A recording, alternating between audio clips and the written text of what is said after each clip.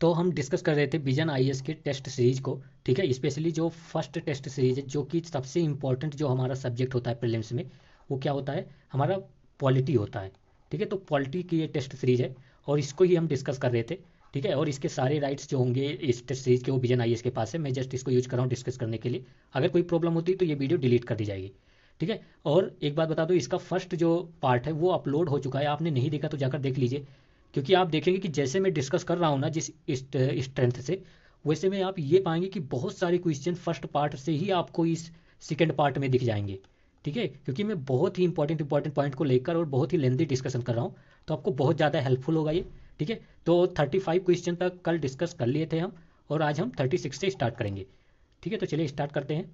Okay, आपने first part नहीं देखा तो जाकर देख लीजिए, क्योंकि अगर आपको यूपीएससी प्रीलिम्स क्लियर करना है तो आपको भाई जो ये पॉलिटी है इसमें अराउंड आपको 95% एक्यूरेसी चाहिए ही चाहिए। और किसी सब्जेक्ट में हो ना हो, बट पॉलिटी में 95% होनी चाहिए, 95% में बोल रहा हूँ, ठीक है।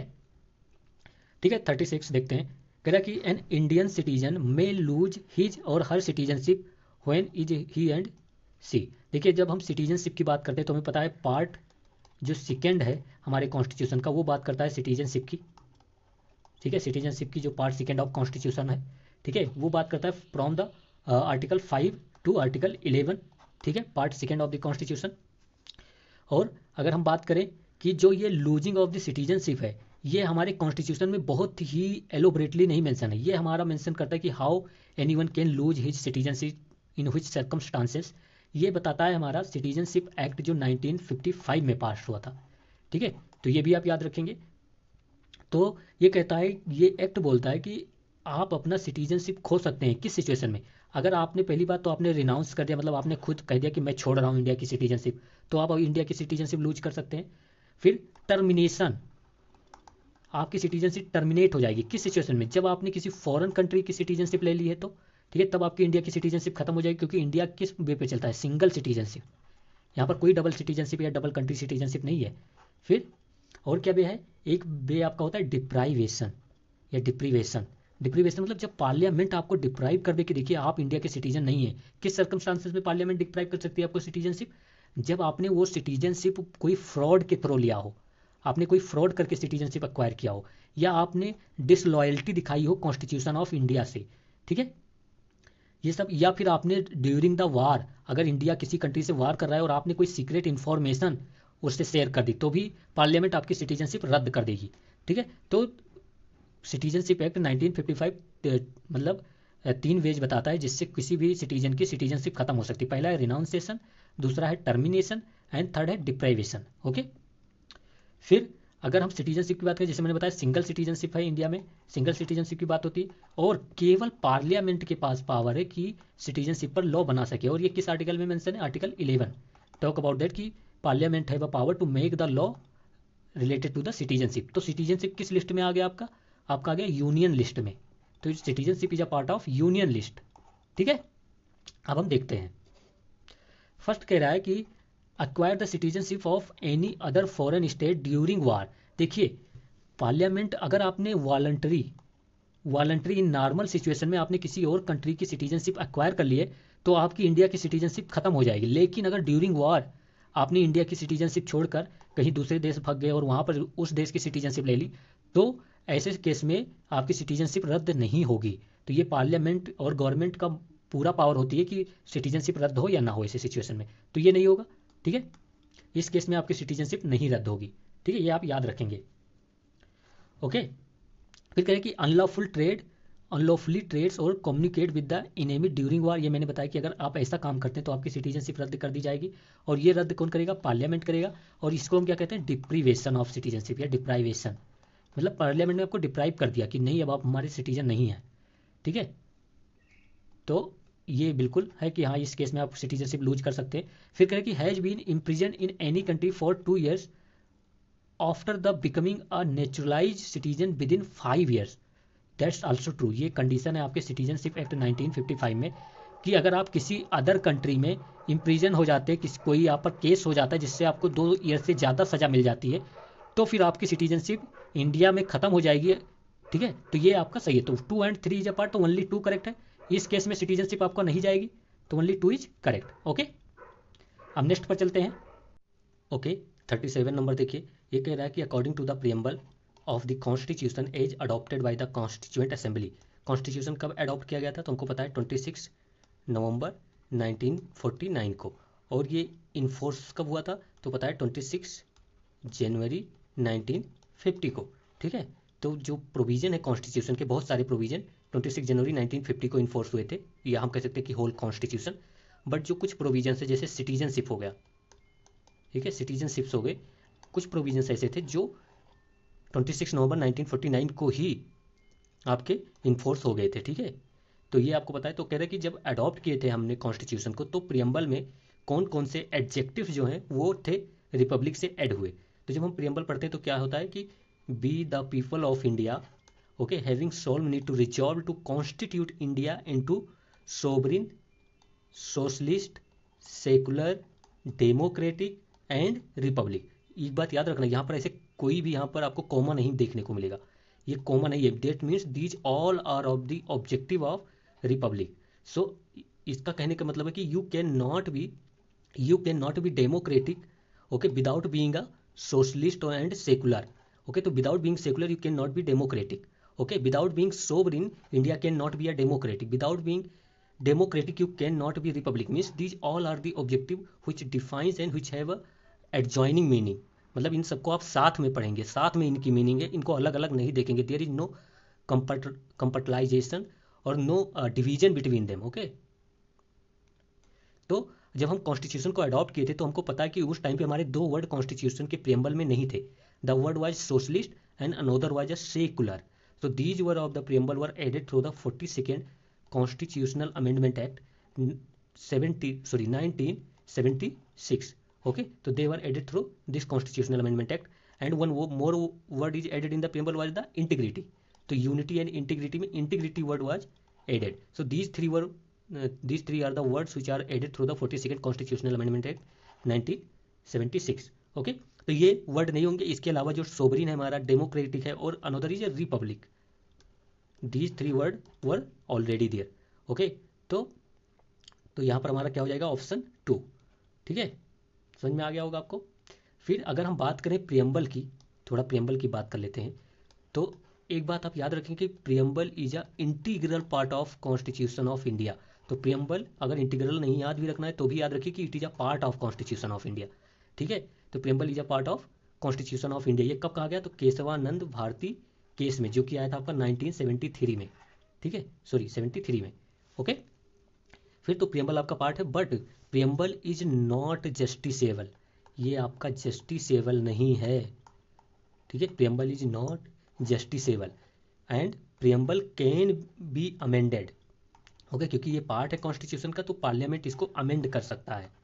ठीक है, but the basic word, the basic structure of the preamble, what are the basic structure of the preamble, like a democratic, like a sovereign, these word cannot be deleted by the parliament। so they are the basic structure, and the basic structure of the constitution cannot be amended by the parliament। so if the preamble is a part of the constitution, तो जो basic structure mention है preamble में वो amend नहीं किए जा सकते parliament के द्वारा। ठीक है, और ये बेसिक स्ट्रक्चर की जो कहानी है वो कब आई, आपकी केशवानंद भारती केस 1973 में। ओके, आपको इतना समझ में आ गया। अब चलते हैं नेक्स्ट पर। नेक्स्ट यहाँ पर 38 नंबर देखिए, ये करंट अफेयर से रिलेटेड क्वेश्चन है, ये आपका पॉलिटी से नहीं है। एक दो क्वेश्चन बीच में वैसे छोड़ दिए गए हैं जो पॉलिटी से नहीं है। कह रहा है कि बबल बेबी जो सिंड्रोम होता है, जो कि न्यूज में था, उसके बारे में बताना है। तो पहली बात याद रखिए, बबल बेबी सिंड्रोम का कोविड-19 से कोई रिलेशन नहीं है, और ये जो बबल बेबी सिंड्रोम है ये इम्यूनो डिफिशियंसी कॉज करता है, और ये एक जेनेटिक डिसऑर्डर है, एक जेनेटिक डिसऑर्डर है जिसमें आपकी जो इम्यूनो जो डिफिशियंसी हो जाती है, मतलब इम्यूनो सिस्टम जो होगा वो कम हो जाएगा। ठीक है, और आप एक बात और याद रखेंगे कि ये तो इनकरेक्ट हो गया यहाँ पर। ठीक है, और इसमें हार्ट ट्रांसप्लांट नहीं, इसका जो ट्रीटमेंट होगा उसको, जो आपका बोन मेरो नहीं होता, बोन मेरो अगर आप नहीं पढ़ा है तो जाकर देखिएगा, बेन मोरो जो होता है, बोन मेरो, उसके ट्रांसप्लांट से आपका ये इसमें ट्रीटमेंट होता है। ठीक है, तो ये आप याद रखेंगे, केवल 2 ही 3 पॉइंट इसमें याद रखना, तो इससे कोई रिलेट नहीं, तो यहाँ पर क्या हो जाएगा, डी। ओके, तो यहाँ पर आप कह सकते हैं कि सेल ट्रांसप्लांट या फिर बोन मेरो ट्रांसप्लांट से इसका ट्रीटमेंट इफेक्टिव है। ठीक है, तो हम नेक्स्ट पर चलते हैं। 39 नंबर क्वेश्चन देखिए क्या कह रहा है। 39 नंबर क्वेश्चन कह रहा है कि consider the following statement with respect to freedom of religion instead in the constitution.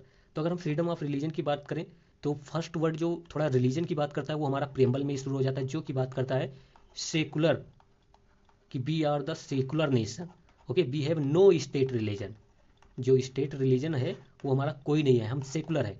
फिर कहाँ पर बात होती है, प्रेम्बल में ही लिबर्टी के टाइम पे बात होती है कि liberty of faith and worship, okay. So these two word which are related to the religion we can see in the preamble, हमको प्रेम्बल में देखने को मिलेंगे। हिंदी वाले भी समझ में आ जाएंगे क्योंकि मेरी इतनी जो इंग्लिश है सिंपल है कि सबको समझ सकते हैं, ठीक है। फिर हम आ जाते हैं अपने सबसे ज़्यादा जहाँ पर हमें रिलीजन की फ्रीडम ऑफ रिलीजन की बात होती है, वो है हमारा पार्ट थर्ड, जिसको हम कहते हैं मेग्ना कार्टा ऑफ इंडिया, जो कि है हमारा फंडामेंटल राइट्स। तो वहाँ पर हमको देखने को मिलती है fundamental right from the 25 to 28, पूरा बात करते हैं आपके फ्रीडम ऑफ रिलीजन की। And you need to remember that कि these fundamental right are available, मतलब दोनों को, चाहे वो सिटीजन हो या कोई फॉरनर हो, दोनों को ये अवेलेबल है, ठीक है। तो सिटीजन एंड फॉरनर बोथ है freedom of religion Indian constitution, ठीक है। इतना आपको पता चल गया। और हमें पता है कि part third is a justiciable, so they are the rights and they are influenced by the bill of rights of USA या अमेरिकन कॉन्स्टिट्यूशन, ठीक है। तो अब हम चलते हैं, देखते हैं। कह रहा है कि it include the freedom to not to follow any religion. बिल्कुल सही बात है। जो आर्टिकल 25 क्या बोलता है कि फ्रीडम फ्रीडम ऑफ कंसाइंस, मतलब you are free to follow और not to follow any religion, मतलब तुम बिल्कुल फ्री हो कि किसी रिलीजन को तुम्हें फॉलो करना है कि तुम्हें कोई भी रिलीजन नहीं फॉलो करना है, तुम्हें एथीस्ट रहना है। शायद उसको एथीस्ट ही बोलते हैं जो कोई रिलीजन नहीं फॉलो करता, ठीक है। तो हम जब बात करते हैं इंडियन कॉन्स्टिट्यूशन की, तो Indian constitution just not give you right to freedom of religion, but it also give you right to freedom from religion, ठीक है, फ्रीडम फ्रॉम रिलीजन। तो ये आप याद रखेंगे, तो ये बिल्कुल सही है। फिर कह रहे कि इट बार्स मतलब रिस्ट्रिक्ट बोल सकते हो या रोकता है, हिंदी वालों, रोकता है ऑल रिलीजियस कन्वर्जन, कि आप कन्वर्ट नहीं हो सकते किसी और रिलीजन में। That's not correct. 25 भी बोलता है कि right to freedom of religion जो है it's also include the right to propagate. तो आप प्रोपोगेट कर सकते हो अपने रिलीजन को आप मतलब अगर आप किसी को परसुएड मतलब मना कर, आप किसी को मना कर अगर अपने रिलीजन में कन्वर्ट करते हो तो वो अलाउड है इंडियन कॉन्स्टिट्यूशन में। जबरदस्ती कन्वर्जन नहीं अलाउड है। लेकिन अगर कोई इंडियन सिटीजन जो है अगर वो चाहता है कि उसको कोई अपना रिलीजन छोड़कर कोई और उसको रिलीजन अच्छा लग रहा है तो वो पूरा फ्री है कि उस रिलीजन में कन्वर्ट हो सकता है। आखिर में समझिए ना, फ्रीडम कहता है फ्रीडम ऑफ रिलीजन है। फ्रीडम ऑफ रिलीजन का मतलब ये भी तो है ना कि किसी भी रिलीजन में जाओगे आप तभी तो फ्रीडम होगी। ये तो बेसिक सेंस है, तो ये इनकरेक्ट हो जाएगा। बट ये याद रखना, फोर्स्ड जो कन्वर्जन है, मैं 3 बार ये बोल चुका हूँ, फोर्स्ड कन्वर्जन बैन है, फोर्स कन्वर्जन नहीं अलाउड है, ठीक है। तो ये फर्स्ट करेक्ट था। Second incorrect. फिर कि it is not applicable to foreigner national, foreigners को जो फॉरनर्स हैं उनको नहीं। देखिए मैंने पहले ही बता दिया कि 25 टू जो 28 है जो फ्रीडम ऑफ रिलीजन की बात करता है वो इंडियन या सिटीजन्स प्लस फॉरनर दोनों को अवेलेबल है, ठीक है। तो हम अगर इंडियन कॉन्स्टिट्यूशन की बात करें तो कि कौन से जो फंडामेंटल राइट है जो फॉरनर को नहीं अवेलेबल है वही याद कर ले तो हमें सारा पता चल जाएगा। तो कौन से नहीं, तो आप फॉरनर को नहीं मिलते आर्टिकल 15, 16 राइट, 19, 29 एंड 30। तो these 5 fundamental right you remember that कि these are rights which are not available to the foreigners, और rest of that right all are available to the foreigner plus citizens. जो इससे बाकी जो rights हैं वो दोनों को अवेलेबल है, चाहे वो फॉरनर्स हो या सिटीजन्स हो, ठीक है। तो यहाँ पर हमारा कौन सा सही था, एक मिनट, तो ये इनकरेक्ट हो गया था, ये इनकरेक्ट हो गया था, ओनली वन, तो only one option are correct, ठीक है। कोई इसमें कोई कन्फ्यूजन नहीं होना चाहिए। तो यहाँ पर हमारा ये चला जाएगा। फिर देखते हैं नेक्स्ट पर। नेक्स्ट हमारा क्या कह रहा है कि 40 नंबर क्वेश्चन कह रहा है कि which of the following is the latest addition to the list of fundamental duties under the constitution of India. देखिए हमें पता है कि जो ओरिजिनल कॉन्स्टिट्यूशन था उसमें कोई फंडामेंटल ड्यूटीज़ की बात नहीं थी। जो हमारा 42nd कॉन्स्टिट्यूशनल अमेंडमेंट एक्ट आया 1976 में, उसके द्वारा जो एक स्वर्ण सिंह कमेटी थी, नाम याद रखना, स्वर्ण सिंह कमेटी, सरदार स्वर्ण सिंह स्पेशली बोलते हैं, जो ये कमेटी थी उसने फंडामेंटल ड्यूटीज़ को कॉन्स्टिट्यूशन में लाने की बात कही। और इसी तो फिर ये जो 42nd कॉन्स्टिट्यूशनल अमेंडमेंट एक्ट आया उससे हमारा फंडामेंटल ड्यूटीज कॉन्स्टिट्यूशन के पार्ट बन गए। कौन से पार्ट में, तो पार्ट 4 ये में, ठीक है, या आर्टिकल 51 ये में आप कह सकते हैं, ठीक है। They are become the part of the constitution, ठीक है। और एक बात इनके नेचर के बारे में याद रखें कि they are not justiciable and enforceable. तो they are not enforceable and justiciable, okay, like a DPSP. Okay, तो ये आप पॉइंट याद रखेंगे। बट पार्लियामेंट के पास फुल पावर है कि किसी भी फंडामेंटल ड्यूटीज को वो जस्टिसेबल बना सकती है। तो जैसे फ्लैग कोड है हमारा, फ्लैग जो तिरंगे से रिलेटेड कुछ लॉ बने हुए हैं कि अगर आप उसका अपमान करते हो तो आप पर सेडिशन लग सकता है, आप पर केस हो जाएगा ना। तो वो क्या है, फंडामेंटल ड्यूटी जो भी है हमारी, वो क्या बात करती है, सॉरी, इवन फंडामेंटल ड्यूटी जो फर्स्ट है वही बात करती है कि abide by the constitution, respecting the constitutional institution and national anthem हो गया, नेशनल सॉन्ग हो गया, इन सब को। तो अगर आप नेशनल अपने एंथम को अगर रिस्पेक्ट नहीं देते तो इस केस में भी आपको ऊपर केस हो सकता है। तो अगर आप कॉन्स्टिट्यूशन को नहीं मानते, कॉन्स्टिट्यूशन की डिसरिस्पेक्ट करते हैं, तब भी केस हो सकता है। तो ये सब आप पार्लियामेंट के पास पावर है कि लॉ बना सकती है, ठीक है। तो इतना देख चुके हैं फंडामेंटल ड्यूटीज़ के बारे में। फिर ये जो फंडामेंटल ड्यूटीज़ है उसमें एक एडिशन हुआ, केवल एक बार अमेंड हुई, और दैट अमेंडमेंट हुआ जो था 86 कॉन्स्टिट्यूशनल अमेंडमेंट एक्ट 2002। ये वही अमेंडमेंट है जिससे जो राइट टू एजुकेशन है वो आपका फंडामेंटल राइट बना आर्टिकल 21 ये में, ठीक है। तो ये आपको फंडामेंटल राइट बन गया कि एलिमेंट्री जो एजुकेशन है 6 to 14 ईयर्स, वो सभी चिल्ड्रन का फंडामेंटल राइट्स है, ठीक है। और इसी से क्या हुआ कि एक फंडामेंटल ड्यूटीज भी ऐड की गई जो कि पूरा बताती है कि जो पेरेंट्स और गार्डियंस हैं वो चाइल्ड को एजुकेशन प्रोवाइड करें, ये उनकी फंडामेंटल ड्यूटीज है चाइल्ड के थ्रू। एंड दैट एज यहाँ पर भी क्या है, तो 6 to 14 ईयर्स। तो ये इतना भी याद रखेंगे तो हो जाएगा। तो यहाँ पर आपका क्या हो जाएगा, to provide opportunity for education to his child और ward between the age of 6 to 14 years. यही फंडामेंटल ड्यूटीज आपकी ऐड हुई थी, ठीक है। तो फंडामेंटल ड्यूटीज पे बात कर दी। आपका काम क्या है कि आप फंडामेंटल ड्यूटीज को जाकर पढ़ेंगे कि कौन कौन से बात की गई। जैसे हमारे फंडामेंटल ड्यूटीज में अगर हम बात करें तो बात की जाती है कि वहाँ पर एक बात होती है कंपोजिट कल्चर की। तो ये क्वेश्चन यूपीएससी कई बार पूछता है कि टू प्रमोट और to follow the unitary culture. तो ये यूनिटरी कल्चर जहाँ कहेगा गलत है, क्योंकि हमें फंडामेंटल ड्यूटीज़ क्या है कि respect the composite culture of India, मतलब डाइवर्सिटी की कहीं ना बात की गई है कहीं ना कहीं, ठीक है। तो ये ऐसे आप याद रखें, कुछ टर्मिनोलॉजी आपको बिल्कुल पता होनी चाहिए, ठीक है। चलिए नेक्स्ट पर चलते हैं। 41 क्या कह रहा है, 41 कह रहा है कि which of the following give effects to the objective of the preamble to secure all its citizens equality, liberty and justice. Effect मतलब कह रहा है कि प्रियम्बल में जो ये वर्ड मेंशन है इक्वलिटी, लिबर्टी, जस्टिस, इनको इफेक्टिबल कौन बनाता है, इनको जस्टिसेबल कौन बनाता है। तो फंडामेंटल ड्यूटीज जस्टिसेबल ही नहीं है, directive principle of state policy justiciable नहीं है। तो ये जो इक्वलिटी, लिबर्टी, जस्टिस की बात होती है, इनको जस्टिसेबल हमारा फंडामेंटल राइट बनाता है, ठीक है। फंडामेंटल राइट आर जस्टिसेबल, ठीक है। तो इतना आपको समझ में आ गया। और एक बात याद रखिए, जो ये जुडिशियल रिव्यू की बात हुई, ये कहीं भी कॉन्स्टिट्यूशन में इसका नाम नहीं है। कॉन्स्टिट्यूशन में कहीं भी नहीं लिखा हुआ है कि जुडिशियल रिव्यू, ये वर्ड मेंशन ही नहीं है कॉन्स्टिट्यूशन में, ठीक है। बट जो ये जुडिशियल रिव्यू की जो पावर है वो कहाँ से आती है, आर्टिकल 12, 13, आर्टिकल 32, 2226। तो ये बहुत सारे आर्टिकल्स हैं जहाँ पर सुप्रीम कोर्ट हो गया, हाई कोर्ट हो गया, उनको जुडिशियल रिव्यू की पावर मिलती है। बट फिर मैं कह रहा हूँ कि ये वर्ड नहीं मेंशन है कॉन्स्टिट्यूशन में, ओके। आप समझ चुके हैं। तो यहाँ पर हमारा क्या हो जाएगा 1। फिर नेक्स्ट पर चलते हैं।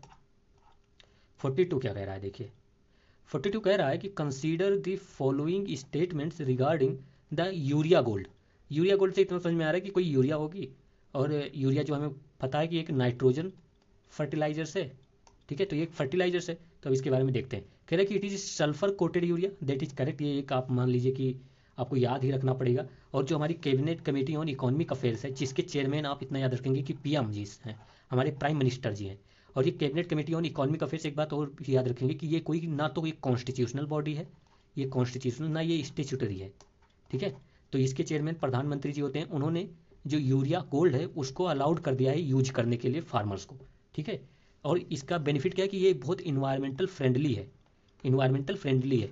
ये इस यूरिया का अगर यूज करेंगे तो कंजम्पशन, आप जो कन्वेंशनल जो कंजम्पशन होता है यूरिया का, जैसे हम बहुत ज़्यादा, तो उसमें कुछ रिडक्शन आएगी, कुछ रिड्यूस हो जाएगा उसकी क्वांटिटी, और ये इन्वायरमेंट के लिए हेल्पफुल होगा, ठीक है। तो ये बिल्कुल है सल्फर कोटेड है। और सल्फर कोटेड होने के रीजन से क्या होता है, इसका जो रिलीज ऑफ नाइट्रोजन है वो कम हो जाता है, फास्टर नहीं, बहुत धीरे धीरे रिलीज होता है। तो जब धीरे धीरे रिलीज होगा तो जो प्लांट्स होंगे उनको एब्जॉर्ब करने का टाइम मिलेगा, और वो ऑब्जॉर्व करेंगे तो इफिशियंसी ऑफ जो यूरिया है ये वो इंक्रीज करता है। तो यहाँ पर फर्स्ट तो सही है, सेकेंड इनकरेक्ट है, क्योंकि फास्टर नहीं स्लोअर होता है, ठीक है। तो 1 ओनली। नेक्स्ट पर चलते हैं 43। ये क्या कह रहा है देखते हैं। कह रहा है कि consider the following statements regarding the financial intelligence unit of India. पहली बात ये याद रखिए कि ये 2004 में फॉर्म हुई थी and it is under the ministry of finance, कौन से डिपार्टमेंट ऑफ एक्सपेंडिचर। ठीक है, इतना आपको पता चल गया। ठीक है, तो अब हम देखते हैं, कह रहा है कि it is a central national agency, okay, responsible for the what, for receiving, processing, analysing, disseminating information related to the suspect of financial transaction. तो सिंपल से आप बात करते हैं कि जहाँ पर फाइनेंशियल ट्रांजेक्शन से रिलेटेड कोई भी करप्शन इन्वॉल्व है, उन सबको ये डील करेगा, इन्वेस्टिगेट करेगा, फाइनेंशियल इंटेलिजेंस यूनिट। सही है ये बिल्कुल। ठीक है, फिर कह रहे हैं कि it reports directly to the economic intelligence council headed by the finance ministers. देखिए ये तो आप याद ही रखेंगे, बट मोस्ट इंपॉर्टेंट ये याद रखेंगे, जो इकोनॉमिक इंटेलिजेंस काउंसिल है, ठीक है, वो हेड की जाती है फाइनेंस मिनिस्टर के द्वारा। ये इंपॉर्टेंट पॉइंट है, आप याद रखेंगे। तो यहाँ पर दोनों आपका सी करेक्ट हो जाएगा। ठीक है, इसमें ज़्यादा कुछ बताना नहीं था, करंट अफेयर से क्वेश्चन था वो डायरेक्टली। फिर हम देखते हैं अब 44 पर। स्पीड तो ठीक है बताना। कह रहे कि in order to ensure the independent and impartial functioning of the election commission of India (ECI) which of the following provision was or were incorporated in the constitution of India. तो हमें पता है कि इलेक्शन कमीशन ऑफ इंडिया की जो बात होती है आर्टिकल 324 बात करता है कि जो इंडिया में इलेक्शन, जैसे प्रेसिडेंट हो गया, वाइस प्रेसिडेंट हो गया, स्टेट लेजिस्लेचर्स हो गए और एमपीज के इलेक्शन, ये सब एक बॉडी कंडक्ट करेगी जिसका नाम होगा इलेक्शन कमीशन ऑफ इंडिया। ये एक कॉन्स्टिट्यूशनल बॉडी हो गई, ये एक परमानेंट बॉडी है, ये भी आप याद रखिए, परमानेंट इंडिपेंडेंट कॉन्स्टिट्यूशनल बॉडी। ठीक है, तो आर्टिकल 324 ये कहता है कि जो सारा ये इलेक्शन कंडक्ट करेगी, ये सब ये एक बॉडी करेगी जो कि इंडिपेंडेंट होगी, परमानेंट होगी, कॉन्स्टिट्यूशनल होगी। ठीक है, इतना आपको पता चल गया।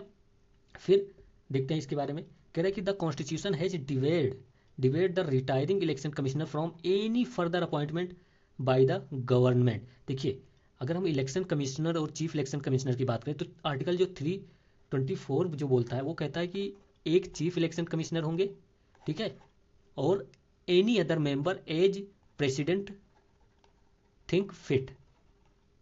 ठीक है, तो प्रेसिडेंट और भी कुछ मेंबर्स को अपॉइंटमेंट कर सकता है। तो इलेक्शन चीफ इलेक्शन कमिश्नर तो होंगे ही होंगे, लेकिन अगर प्रेसिडेंट ये देखता है कि भाई अभी और भी कुछ इलेक्शन कमिश्नर होने चाहिए, चीफ इलेक्शन कमिश्नर पर बर्डन ज़्यादा हो रहा है, तो और भी कई मेंबर को वो, इसको जो ये सिंगल मेंबर बॉडी थी इसको मल्टी मेंबर बॉडी बना सकता है। तो 1989 तक क्या था ये याद रखना, ये इंपॉर्टेंट है। 1989 तक हमारा जो इलेक्शन कमिश्नर्स हैं, जो इलेक्शन कमीशन है ऑफ इंडिया, वो सिंगल मेंबर बॉडी थी। ओके, कहते हैं election commission of India single member body थी। 1989 में इसको 3 मेंबर बॉडी बना दिया गया, मतलब chief election commissioner plus 2 other commissioners हो गए इलेक्शन कमिश्नर्स। ठीक है, ये आप याद रखेंगे पूरा।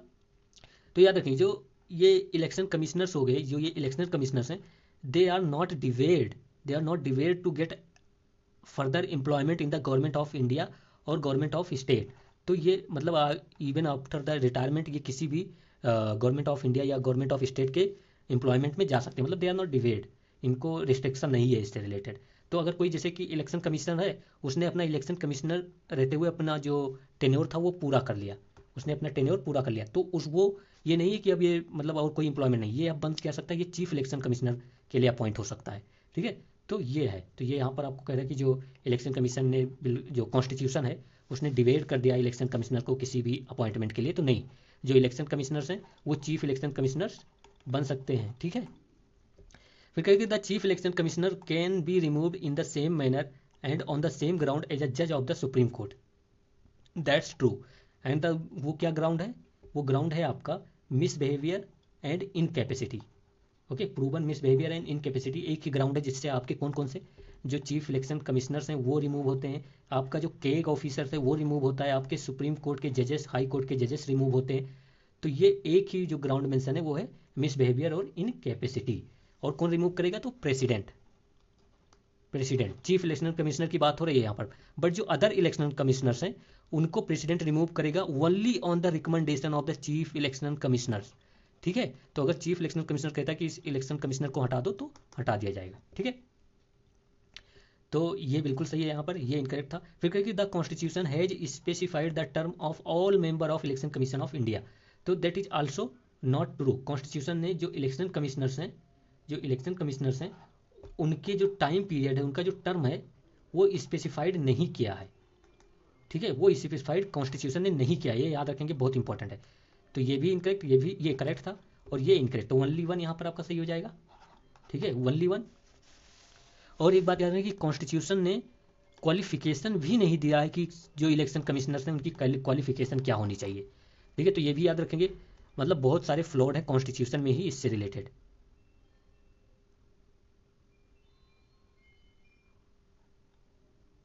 वन मिनट, यहाँ पर ओनली वन होना चाहिए तो अच्छा हाँ ठीक है ठीक है, तो only two statements are correct. ठीक है, नेक्स्ट पर चलते हैं। फिर नेक्स्ट जो कह रहा है कि वर्ल्ड इकोनॉमिक सिचुएशन प्रोस्पेक्ट जो है वो कौन पब्लिश करता है, तो इसको आप एक वर्ड में याद रखें कि जो world economic situation and prospect is published by the United nation department of economic and social affairs. तो ये आप याद रखेंगे। वर्ल्ड बैंक की बात करें तो ये कौन सा पब्लिश करता है, ease of doing business report publish करता था। ठीक है, और तो ये आप याद रखेंगे। और ये और भी पब्लिश क्या करता है, आपकी एक रिपोर्ट अभी नहीं याद आ रही, जैसे याद आएगी तो मैं बता दूंगा। ठीक है, तो ये आप याद रखेंगे। चलिए फिर नेक्स्ट पर चलते हैं। वर्ल्ड इकोनॉमिक फोरम भी है यहाँ पर, तो ये आपको पता है कि ये आपका जो जेंडर गैप रिपोर्ट है, जेंडर गैप रिपोर्ट जो है वो ये पब्लिश करता है। ठीक है, और ये इंटरनेशनल मॉनेटरी फंड IMF जो है मॉनेटरी स्टेबिलिटी रिपोर्ट पब्लिश करता है। ठीक है, तो ये आप याद रखेंगे। And world bank I think world economic outlook outlook शायद पब्लिश करता है, आप देख कर बताइएगा। ठीक है, क्या है सही है कि नहीं, मैं कन्फ्यूज हूँ उसमें। ठीक है, फिर 46 पे देखते हैं। आप अगर ये जो इकोनॉमी की में जो बात की गई है, मैंने एक इको 450 MCQ का एक सेशन लिया है, वो जाकर आप देखेंगे तो ये सारे जो रिपोर्ट हैं, जैसे जो सारे कॉन्सेप्ट हैं वो आपके वहाँ पर क्लियर हो जाएंगे। ठीक है, तो आप वो जाकर देख लेना अगर आपके पास टाइम है तो। ठीक है, 46 कह रहा है कि हुईच ऑफ 1 मिनट कह रहा है which of the following happened earliest in the process of state reorganisation after the independence. तो सबसे अर्लीस्ट क्या हुआ था, तो ये आप देखेंगे कि जो सबसे पहले जो कमेटी फॉर्म हुई थी वो एस के धार कमेटी फॉर्म हुई थी। ठीक है, एस के धार कमेटी फॉर्म हुई थी। फिर आपका फर्स्ट लिंग्विस्टिक स्टेट जो बना था वो आपका बना था 1953 में। ठीक है, तो ये आप याद रखेंगे। फिर ओके, तो अब ये हो गया। जो ये एस के धार कमेटी जो फॉर्म हुई थी 1948 में, आपको ये तो पता ही होगा। फिर JBP कमेटी आती है, वो भी आपकी 1948-49 के राउंड आती है। फिर जब ये इन दोनों ने कहा कि कोई लिंग्विस्टिक बेसिस नहीं होना चाहिए स्टेट का, तब आंध्र प्रदेश में बहुत बड़ा मूवमेंट हो गया, और उस मूवमेंट के तहत जो फर्स्ट स्टेट फॉर्म हुआ वो आंध्र प्रदेश स्टेट फॉर्म हुआ लिंग्विस्टिक बेसिस पे। एक बात आप याद रखना कि ये जो आंध्र प्रदेश फॉर्म हुआ ये किसी कमेटी की रिकमेंडेशन तब तक आई नहीं थी, ये मतलब विदाउट रिकमेंडेशन ये फॉर्म हुआ ना, ये विदाउट रिकमेंडेशन फॉर्म हुआ। ठीक है, फिर स्टेट रीऑर्गेनाइजेशन एक्ट जो आया था ये आपका 1956 के अराउंड आता है। ठीक है, तो इसमें तो आपको पता ही नहीं। फिर फजल अली जो कमीशन आता है ये भी उसी से रिलेटेड है, जब ये दोनों की रिपोर्ट नहीं मानी गई। जो इसके धार कमेटी है जिसने कहा कि लिंग्विस्टिक बेसिस बिल्कुल होना ही नहीं चाहिए, फिर जो JBP कमेटी आई उसमें भी ऐसा नहीं माना गया, तो फजल अली कमीशन अपॉइंट हुआ। लेकिन फजल अली जो कमीशन अपॉइंट हुआ था वो आंध्र प्रदेश जब स्टेट फॉर्म हो चुका था, जो कि लिंग्विस्टिक बेसिस पे हुआ था, उसके बाद ये फजल अली कमीशन आया। ये सब इसी फर्स्ट वीडियो में, मतलब फर्स्ट जो मैंने इसका अपलोड किया पार्ट, उसमें आप देख सकते हैं। तो फजल अली कमीशन जब 1953 में आया, ठीक है, और इसको फॉर्म करना पड़ा क्योंकि आंध्र प्रदेश को उन्होंने लिंग्विस्टिक बेसिस पे फॉर्म कर दिया, तो और ज़्यादा डिमांड बढ़ने लगी कि अब हमें लिंग्विस्टिक बेसिस पे स्टेट चाहिए। ठीक है, फजल अली कमीशन के आप थोड़ा मेंबर को याद रखेंगे क्योंकि इसके जो बेसिस था उसको इसी को बेसिस पे स्टेट का फॉर्मेशन उसके बाद हुआ। ठीक है, तो इसमें थे एक KM पनिक्कर साहब थे, एक ये थे HN कुंजरू। ठीक है, HN कुंजरू साहब थे, तो ये थे। और फजल अली जो थे साहब वही इसके चेयरमैन थे। ठीक है, चेयरमैन थे इससे। तो इन्होंने कहा कि देखिए ओनली लिंग्विस्टिक बेसिस नहीं होना चाहिए स्टेट फॉर्मेशन का, और कुछ फैक्टर को भी ध्यान में रखना चाहिए। ठीक है, तो आप याद रखेंगे। फिर उसके बाद इसी के रिकमेंडेशन पर आया हमारा स्टेट रीऑर्गेनाइजेशन एक्ट। तो इसके थ्रू ये कब आया, तो ये 1956 में आया। ठीक है, ये 1956 में आपका एक्ट फॉर्म हुआ था। तो यहाँ पर सबसे फर्स्ट कौन सा कमेटी आई, एक्स के धार आई। फिर क्या हुआ, फिर आपका JBP कमेटी आई, फिर आपका फॉर्मेशन ऑफ आंध्र प्रदेश हुआ, फिर उसके बाद फजल अली कमेटी आई। फजल अली कमेटी के बाद स्टेट रीऑर्गेनाइजेशन एक्ट आया। क्रोनोलॉजी आपको समझ में आ गया। ठीक है, ऐसे ही याद रखना, रट्टा मारो अगर नहीं याद हो रहा है तो, बहुत ज़्यादा उसमें उन्हें प्रीलिम सही है तो रट्टा मार के काम चलाओ थोड़े बहुत। ठीक है, फिर देखिए 47 क्या कह रहा है कि in the context of Indian polity consider the following. ये कह रहा है कि absence of special privilege for any person. यहाँ पर पहले क्वेश्चन देखते हैं, कह रहे हैं how many above is or are ensured by the article 14 of the Indian constitution. तो जब हम आर्टिकल 14 की बात करते हैं तो ये कहता है इक्वलिटी बिफोर लॉ की बात करता है ये। ठीक है, तो इक्वलिटी बिफोर लॉ की बात करता है and equal protection of law की बात करता है। ठीक है, equal protection of law and equality before law की बात करता है। जो कि आप एक बात याद रखेंगे कि जो इक्वलिटी बिफोर लॉ है ये ब्रिटिश कॉन्स्टिट्यूशन से लिया गया है, और इक्वल प्रोटेक्शन ऑफ लॉ जो है ठीक है, जो इक्वल प्रोटेक्शन ऑफ लॉ है वो लिया गया आपका अमेरिकन कॉन्स्टिट्यूशन से। तो ये दोनों आप याद रखेंगे, ठीक है। और जो रूल ऑफ लॉ जो कि आर्टिकल 14 का सबसे बेस्ट वो है, वो लिया गया है आपका ब्रिटिश से। जो ये पूरा इसका कनोटेशन है रूल ऑफ लॉ की, वो ब्रिटेन से बिल्कुल इन्फ्लुएंस्ड है, ठीक है। आपको इतना समझ में आ गया। रूल ऑफ लॉ का मतलब होता है कि law is supreme, law is supreme, no one is, either it's a president, either it's a parliament, कोई सुप्रीम नहीं है, लॉ सुप्रीम है, ठीक है। तो ये आप याद रखें कि किसी एक का रूल नहीं है, यहाँ पर लॉ का रूल है, ठीक है, कानून का रूल है।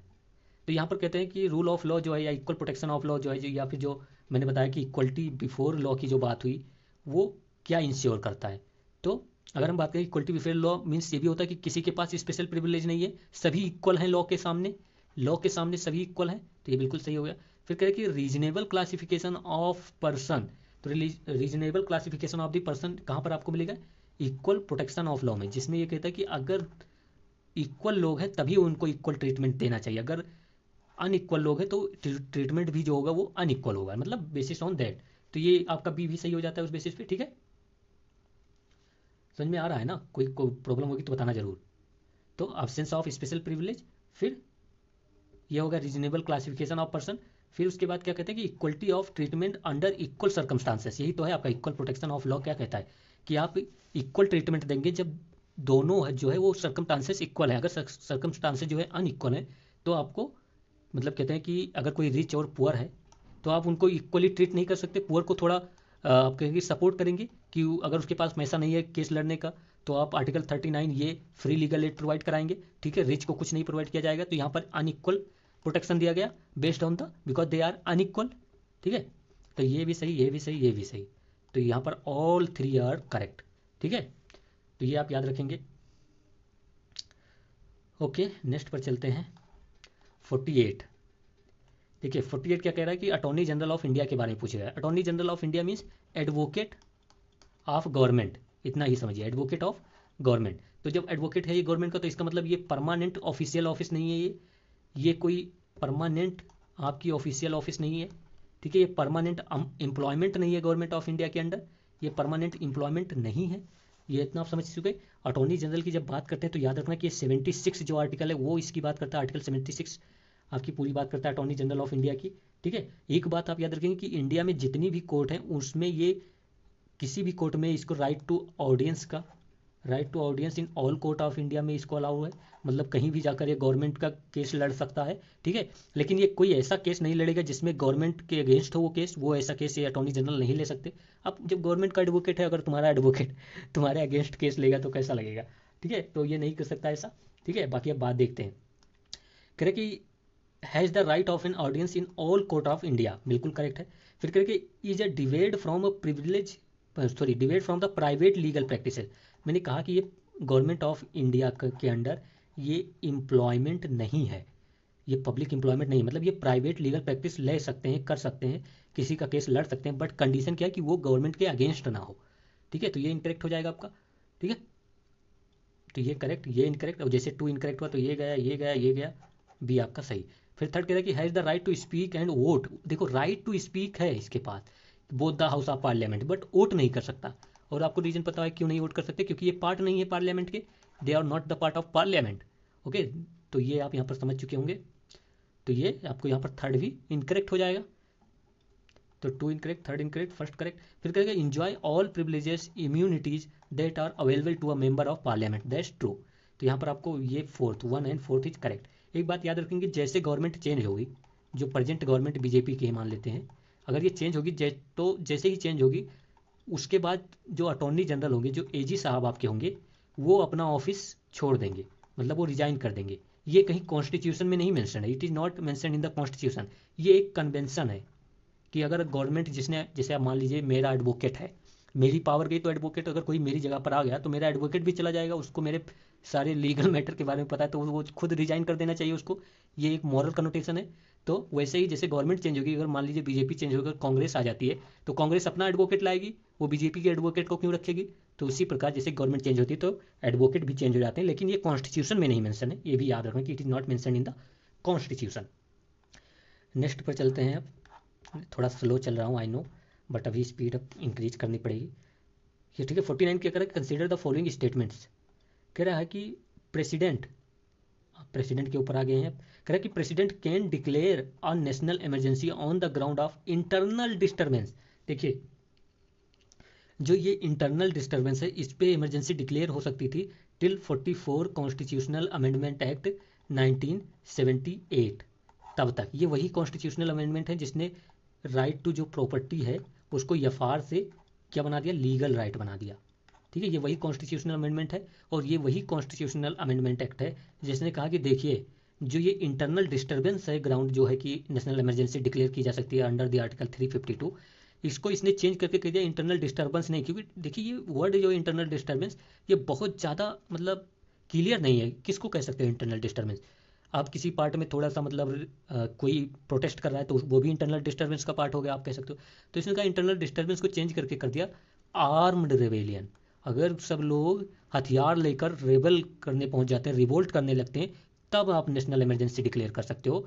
और प्लस एक ग्राउंड जो पहले से था वो क्या था, एक्सटर्नल एग्रेशन, वार और एक्सटर्नल एग्रेशन के केस में भी हो सकता है। तो ये जो इंटरनल डिस्टर्बेंस है वो चेंज होकर आर्म्ड रेबेलियन हो गया। और सेकेंड ग्राउंड क्या है, वार और एक्सटर्नल एग्रेशन। ठीक है, ये आपको पता चल गया। तो इन्हीं केस पे हो सकता है, अब इंटरनल डिस्टर्बेंस के केस में इमरजेंसी नहीं लाई जा सकती, तो ये इनकरेक्ट। ठीक है, फिर देखिए टू क्या कह रहा है कि the president can proclaim a national emergency only after receiving a written recommendation from the cabinet. That's true. ये भी आपका कब ऐड हुआ, ये ऐड हुआ आपका 44 कॉन्स्टिट्यूशनल अमेंडमेंट एक्ट से। इसके पहले क्या था कि president without written recommendation national emergency declare कर सकते थे, बट 44 ने कहा कि देखिए ये नहीं हो सकता कि प्रेसिडेंट केवल एक मिनिस्टर या प्राइम मिनिस्टर केवल कह दे और आप नेशनल इमरजेंसी डिक्लेयर कर दो कहने पर। नहीं, प्राइम मिनिस्टर का लिखित, वो भी कैबिनेट के साथ, वो भी कैबिनेट के साथ पूरा लिखित चाहिए। जब वो पूरे रिटर्न में देंगे तभी प्रेसिडेंट डिक्लेयर करेगा इमरजेंसी नेशनल, नहीं तो नहीं करेंगे वो। ठीक है, तो ये कब ऐड हुआ वो भी बता दिया मैंने, तो ये करेक्ट है, ये इनकरेक्ट था ये। फिर कहे कि the proclamation of national emergency must be approved by both the house of parliament with in 2 month. देखिए ये पहले जो था ये 2 मंथ था, लेकिन फिर 44 कॉन्स्टिट्यूशनल जो अमेंडमेंट आया उसने कहा कि देखिए विद इन 2 मंथ नहीं, जो पार्लियामेंट है उसको अप्रूव करना पड़ेगा विद इन 1 मंथ। 1 मंथ इसको विद इन अप्रूव करना पड़ेगा पार्लियामेंट को। ठीक है, तो ये भी 44 से चेंज हुआ, 2 मंथ से 1 मंथ कर दिया गया।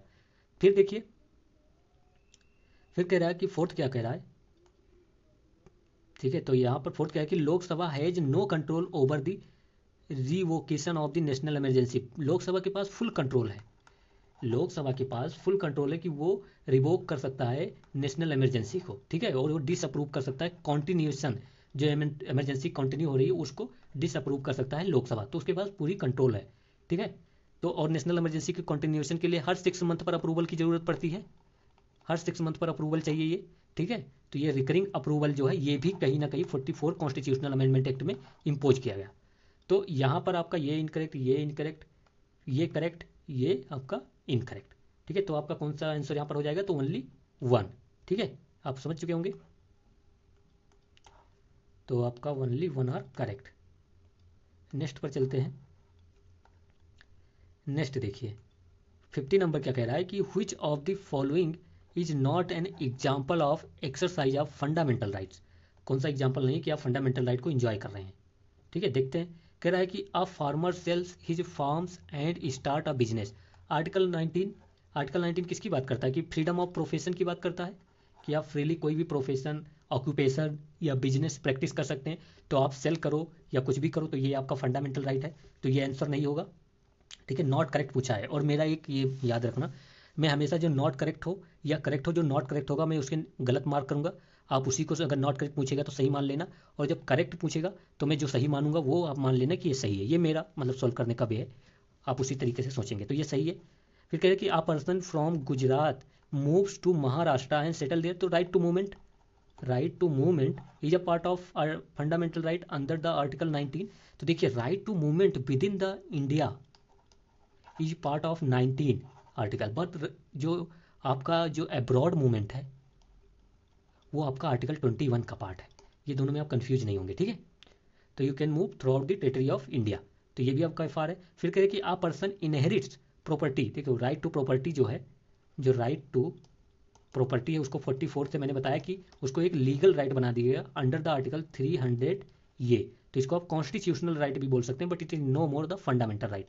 तो यही आपका इनकरेक्ट है, और इनकरेक्ट पूछा गया तो यही आपका सही होगा। ठीक है, फिर बाकी ये तो सही होगा ये तब। ठीक है, ये तो वही मैंने बताया था कि ये वही है कि फ्रीडम ऑफ रिलीजन की बात करता है आईडी। तो फ्रीडम ऑफ रिलीजन मैंने कहा था कि also include the freedom from religion, ये आप वर्ड याद रखेंगे, कभी नहीं भूलेंगे, फ्रीडम फ्रॉम रिलीजन। ओके, फिर आर्टिकल 51 देखते हैं क्या कह रहा है।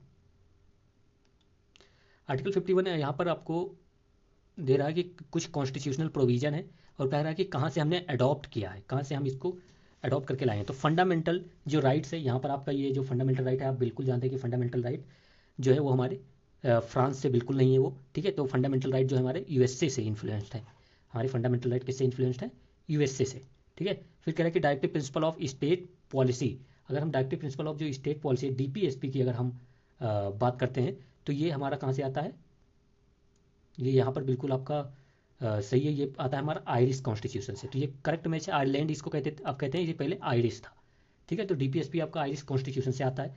फिर रेसिडुअल पावर जो है वो कनाडा से आती है। रेसिडुअल पावर का मतलब क्या होता है कि वो पावर जो 7th शेड्यूल में नहीं मेंशन है। 7th शेड्यूल मतलब ना वो स्टेट लिस्ट में है, ना वो कंकरेंट लिस्ट में है, ना वो सेंट्रल लिस्ट में है। तो जो पावर और जो सब्जेक्ट इन तीनों लिस्ट में नहीं मेंशन है उनको रेसिडुअल पावर कहते हैं। और रेसिडुअल पावर में लॉ बनाने की पावर किसके पास है, तो पार्लियामेंट के पास है।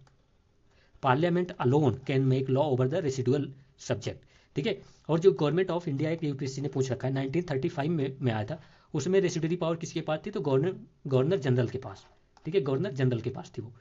तो ये सही है आपका, ये सही है, ये इनकरेक्ट है। फिर कहे कि पार्लियामेंट्री फॉर्म ऑफ गवर्नमेंट सबको पता है ब्रिटेन से, तो यहाँ पर कितने पेयर मैचेड हैं, ओनली थ्री आर मैच्ड, ठीक है।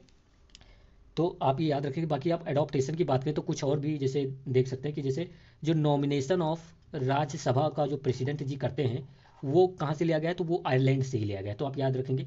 फिर मेथड ऑफ जो इलेक्शन ऑफ प्रेसिडेंट है, प्रेसिडेंट की बात कर रहा हूँ, जो मेथड ऑफ इलेक्शन है कि बाय मीन्स ऑफ जो क्या कहते हैं कि proportional representation bye means of single transferable vote, तो ये जो मेथड है प्रेसिडेंट को इलेक्ट करने का वो भी आपका आयरलैंड से लिया गया है। डीपीएसपी तो आयरलैंड से लिया ही गया है, तो आपको यहाँ से पता चल गया। फिर अगर हम ऑस्ट्रेलियन कॉन्स्टिट्यूशन की बात करें तो वहाँ से हमने क्या क्या लिया है, कंकरेंट लिस्ट, ये याद रखेंगे, कंकरेंट लिस्ट हमने ऑस्ट्रेलिया से उठाया है। फिर अगर हम बात करें फ्रीडम ऑफ ट्रेड, ये इंपॉर्टेंट है, फ्रीडम ऑफ ट्रेड जो है, ट्रेड एंड कॉमर्स जो है वो भी ऑस्ट्रेलिया से लिया गया है। फिर most important joint setting article 108 वो भी आपका ऑस्ट्रेलिया से लिया गया है, ठीक है। तो ये ऑस्ट्रेलियन कॉन्स्टिट्यूशन हो गया। फिर अगर हम जर्मनी की बात करें, आपको पता ही होगा जर्मनी से हमने क्या लिया है, जर्मनी से हमने लिया है कि जो नेशनल इमरजेंसी है, नेशनल इमरजेंसी के टाइम पे जो फंडामेंटल राइट का सस्पेंशन हो जाता है वो हमने जर्मनी से लिया है। तो एक बात याद रखना कि जो नेशनल इमरजेंसी है वो जर्मनी से नहीं लिया गया है। नेशनल इमरजेंसी आपका आएगा गवर्नमेंट ऑफ इंडिया एक्ट 1935 से, लेकिन जो suspension of fundamental right during the national emergency is taken from the Germany, constitution of Germany, ठीक है। तो ये आप याद रखेंगे। फिर ब्रिटेन से तो हमने जितना भी जो सिंगल सिटीजनशिप हो गया, पार्लियामेंट्री फॉर्म ऑफ गवर्नमेंट हो गया, ये सब हमने ब्रिटेन से तो लिया ही है, ठीक है। फिर साउथ अफ्रीका से अगर एक ही पॉइंट याद रखेंगे कि amendment of constitution, amendment of constitution जो है वो जो प्रोसीजर होता है वो हमने साउथ अफ्रीका से लिया है कि कौन सा प्रोसीजर फॉलो करेंगे, ठीक है। तो ये आप याद रखेंगे। फिर अगर हम बात करें प्रोसीजर इस्टेब्लिश बाई लॉ, तो जापान से लिया है आपने, जापान से आपने लिया है procedure establish by the law, ठीक है। अब अगर यूएस कॉन्स्टिट्यूशन की बात करें तो जितने रिजिड प्रोविजन है वो लिए गए हैं, जैसे एफआर आपका हो गया, फंडामेंटल राइट्स हो गए, इंडिपेंडेंट ऑफ जुडिशरी हो गया, ठीक है, इंडिपेंडेंट ऑफ जुडिशरी हो गया। फिर आपका और क्या, impeachment of president, impeachment of president जो हो गया वो भी आपका यूएस से लिया गया है। तो जो प्रेसिडेंट का इलेक्शन है वो आयरलैंड से है, बट इम्पीचमेंट ऑफ प्रेसिडेंट कहाँ से, यूएसए से है, तो ये आप याद रखेंगे। फिर जो रिट इशू पावर है, जो रिट्स इशू पावर से सुप्रीम कोर्ट और हाई कोर्ट की, वो आपने कहाँ से लिया है, तो वो भी आपने लिया है यूएसए से, ठीक है। तो बस इतना। और इम्पीचमेंट ऑफ प्रेसिडेंट के साथ साथ ये भी याद रखेंगे जो सुप्रीम कोर्ट हो गया, हाई कोर्ट के जजेस का जो इम्पीचमेंट है वो भी आपका यूएसए से लिया गया है, और जुडिशियल रिव्यू भी आपका कहीं ना कहीं यूएसए से इन्फ्लुएंस्ड है, ठीक है। बस इतना थोड़ा बहुत ना आइडिया होना चाहिए। सबसे ज़्यादा आप इंपॉर्टेंट क्या है, गवर्नमेंट ऑफ इंडिया एक्ट, वहाँ से जो लिया गया वो आपको इंपॉर्टेंट है। तो यहाँ से आपको फेडरल जो स्कीम है पूरी वो यहीं से ली गई है, ठीक है, फेडरल स्कीम यहीं से ली गई है, ठीक है। जो ऑफिस ऑफ गवर्नर है, ऑफिस ऑफ गवर्नर जो है वो यहीं से लिया गया है, लेकिन याद रखना जो गवर्नर का अपॉइंटमेंट सेंटर करता है वो लिया गया है आपका कनाडा से। तो office of governor government of India act से लिया गया है, लेकिन अपॉइंटमेंट जो सेंटर करेगा वो कनाडा से लिया गया है, ठीक है। जो पब्लिक सर्विस कमीशन है वो भी आपका यहीं से आया है। इमरजेंसी प्रोविजन में पहले ही बता दिया कि गवर्नमेंट ऑफ इंडिया एक्ट से आया है, but suspension of fundamental right during emergency वो आपका लिया गया है जर्मनी से, ठीक है, तो आप ये ऐसे याद रखेंगे पूरा। ओके भाई, इतने वो बहुत हो गया, बाकी आप खुद पढ़ेंगे तो धीरे धीरे हो जाएगा, ये रिवीजन की तरह लीजिए। कितने मिनट्स हो गए, बहुत ज़्यादा टाइम हो गया है, कवर करना पड़ेगा फास्ट अब, ठीक है, अब थोड़ा फास्ट चलेंगे। 52 देखते हैं क्या कह रहा है। 52 कह रहा है कि consider the following statement with respect to the state human right commission. ठीक है, स्टेट ह्यूमन राइट कमीशन की बात कर रहा है इसमें, देखते हैं। देखिए, जो नेशनल ह्यूमन राइट कमीशन हो या स्टेट ह्यूमन राइट कमीशन हो, ये सब फॉर्म हुए 1993 में, जब हमारा आया national human right commission act जो आया था, ठीक है, 1993 में जो आया उसके थ्रू ये फॉर्म हुए। ठीक है, तो इसमें कह रहा है फर्स्ट जो स्टेटमेंट आपका इसमें बोला जा रहा है कि state human rights commission has all the power of civil code and its proceeding have a judicial character. तो ये बिल्कुल सही है, स्टेट ह्यूमन राइट कमीशन जो है इनके पास सभी पावर्स होती है सिविल कोर्ट की और जुडिशियल करेक्टर की, तो ये आप याद रखेंगे, इट इज इंपॉर्टेंट। तो अगर स्टेट ह्यूमन राइट कमीशन के पास है तो नेशनल ह्यूमन राइट कमीशन में भी सेम ही है, ये भी आप याद रखेंगे। फिर कहते हैं कि state human rights commission can inquire into the violation of human right with respect to the subject mention in the state list only. तो यहाँ पर आप याद रखेंगे कि state list plus concurrent list, क्योंकि स्टेट को कंकरेंट लिस्ट में भी पावर है, तो स्टेट और कंकरेंट लिस्ट दोनों में अगर वायलेशन ऑफ द जो ह्यूमन राइट्स है उसको ये ले सकता है। तो यहाँ पर आप, ये तो सही था बट ये इनकरेक्ट हो जाएगा। फिर कहेंगे the chairperson and member of state human rights commission are not eligible for reappointment. याद रखेंगे कि they are eligible for reappointment, और ऐसा ही नेशनल ह्यूमन राइट कमीशन में भी है, वो भी एलिजिबल है रीअपॉइंटमेंट के लिए। ठीक है, और ये कब तक मतलब इनका टेन्योर क्या होता है, तो ये याद रखेंगे 3 ईयर्स या 70 ईयर्स, जो भी पहले हो जाए फिर उनका टेन्योर कंप्लीट हो जाएगा। ठीक है, 3 ईयर्स या 70 years. I hope you got my point. तो यहाँ पर आप देखेंगे तो ये incorrect only this is correct, तो only one option is correct, तो ये आप याद रखेंगे। फिर देखते हैं 53 नंबर। यहाँ पर ये क्या कह रहा है कि consider the following statement with reference to the theory of the basic structure of the constitution. Basic structure की बात कर रहा है, तो इसमें कह रहा है कि it limit the authority of the parliament to amend the constitution. That true, बिल्कुल सही है ना कि बेसिक स्ट्रक्चर पार्लियामेंट नहीं अमेंड कर सकता। फिर कहे कि the judiciary has the final authority to decide if an amendment violate the basic structure of the constitution. That's also true, judiciary ही जो है सुप्रीम कोर्ट के पास फाइनल अथॉरिटी होगी कि वो डिसाइड करे कि क्या बेसिक स्ट्रक्चर है क्या नहीं है। ठीक है, तो डिफरेंट जजमेंट में बहुत सारे जो कॉन्स्टिट्यूशनल प्रोविजन है उनको बेसिक स्ट्रक्चर बताया है जुडिशरी ने। ठीक है, बट एक बात याद रखें कि जो बेसिक स्ट्रक्चर वर्ड है वो कहीं भी कॉन्स्टिट्यूशन में मेंशन नहीं है। ठीक है, this is not mention anywhere in the constitution. आवाज़ आ रही है बाहर से, प्लीज़ थोड़ा 1 मिनट के लिए मैं थोड़ा वो करता हूँ। ओके, तो यहाँ पर अभी देखते हैं, हमने देख लिया था कि हमारा ये फर्स्ट बिल्कुल सही था, सेकेंड इनकरेक्ट था। ठीक है, 1 मिनट फिर से पढ़ ही लेते हैं। तो बेसिक स्ट्रक्चर की हम बात कर रहे थे इसमें, और बेसिक स्ट्रक्चर कह रहा, मैंने बताया था कि ये कॉन्स्टिट्यूशन में कहीं भी ये वर्ड मेंशन नहीं है कि बेसिक स्ट्रक्चर क्या है और कैसा है, कहीं भी वर्ड नहीं मेंशन है। तो कह रहा है कि it limit the authority of the parliament to amend the constitution.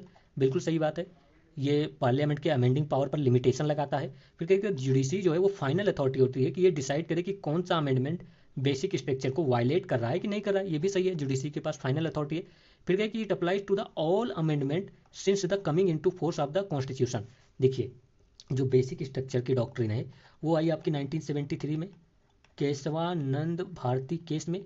तो जितने भी अमेंडमेंट हैं 1973, ये बेसिक स्ट्रक्चर की डॉक्ट्रिन आने के बाद वो उन सारे अमेंडमेंट पर अप्लाई होगा, लेकिन जब बेसिक स्ट्रक्चर नहीं आया था तब जो अमेंडमेंट हो गए थे उन पर ये अप्लाई नहीं होगा, ये सुप्रीम कोर्ट ने कहा है, मैं नहीं कह रहा।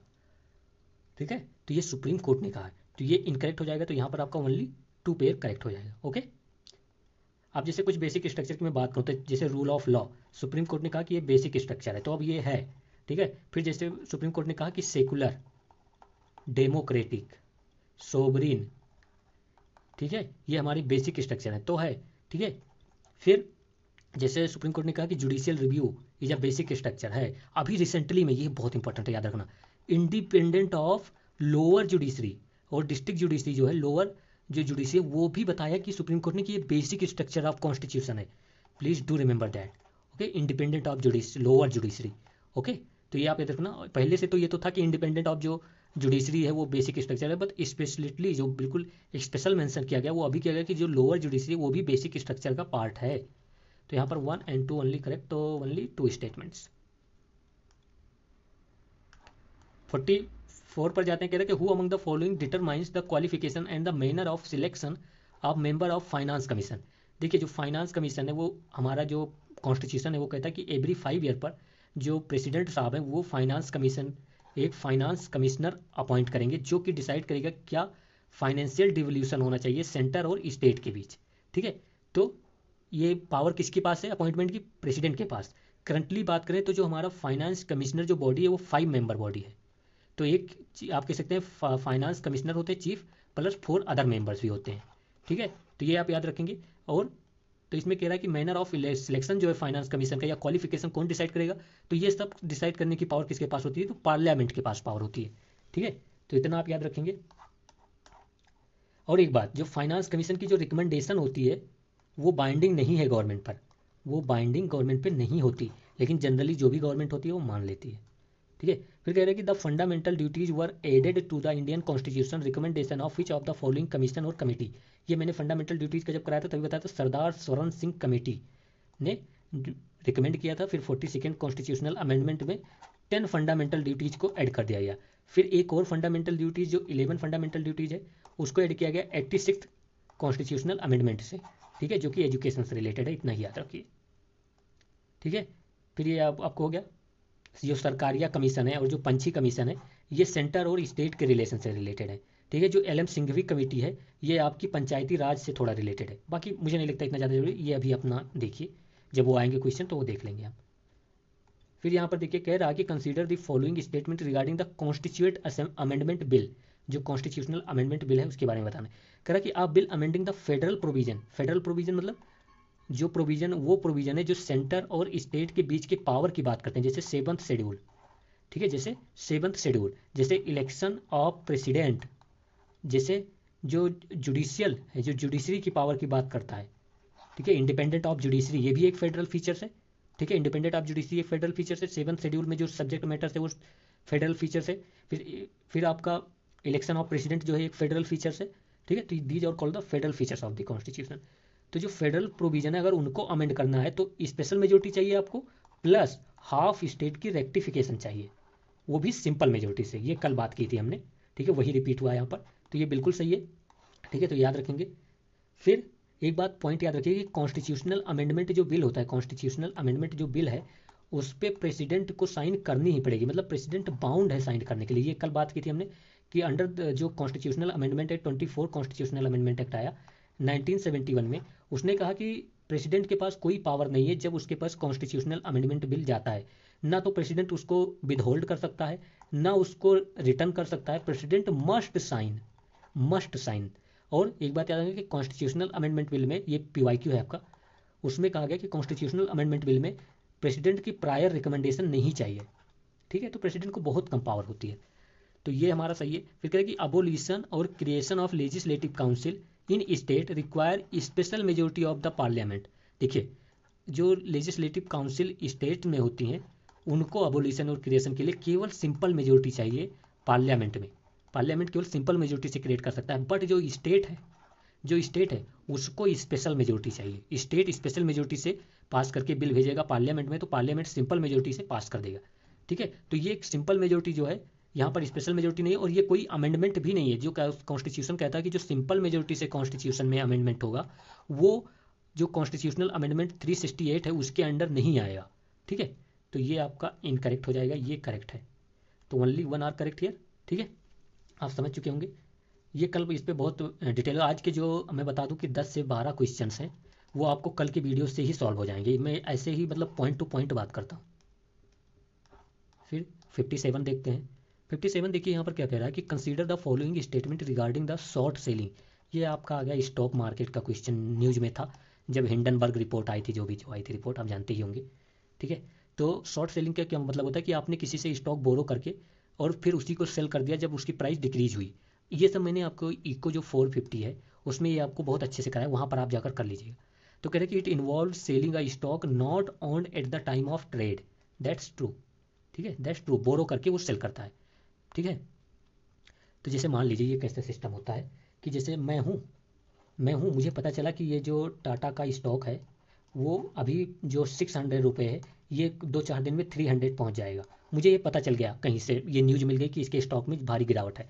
तो मैं क्या करूँगा कि मेरा एक फ्रेंड है ये, मैं उससे कहूँगा कि भाई ये स्टॉक मुझे दे दे, ठीक है, मैं बोरो करूँगा उससे, ऑन नहीं करूँगा, खरीदूंगा नहीं, मैं उससे बोरो करके कहूँगा कि ये स्टॉक मुझे दे दो 3-4 दिन के लिए, मैं तुम्हें ये जो 600 का जो ये स्टॉक है, ठीक है, 600 का जो स्टॉक है ये आप जो भी है, मैं उसमें आपको ये आपका स्टॉक रिटर्न कर दूंगा 2 से 3 दिन में, 2 से 3 दिन में आपको ये स्टॉक रिटर्न कर दूंगा, 2-3 दिन के लिए मुझे दे दो।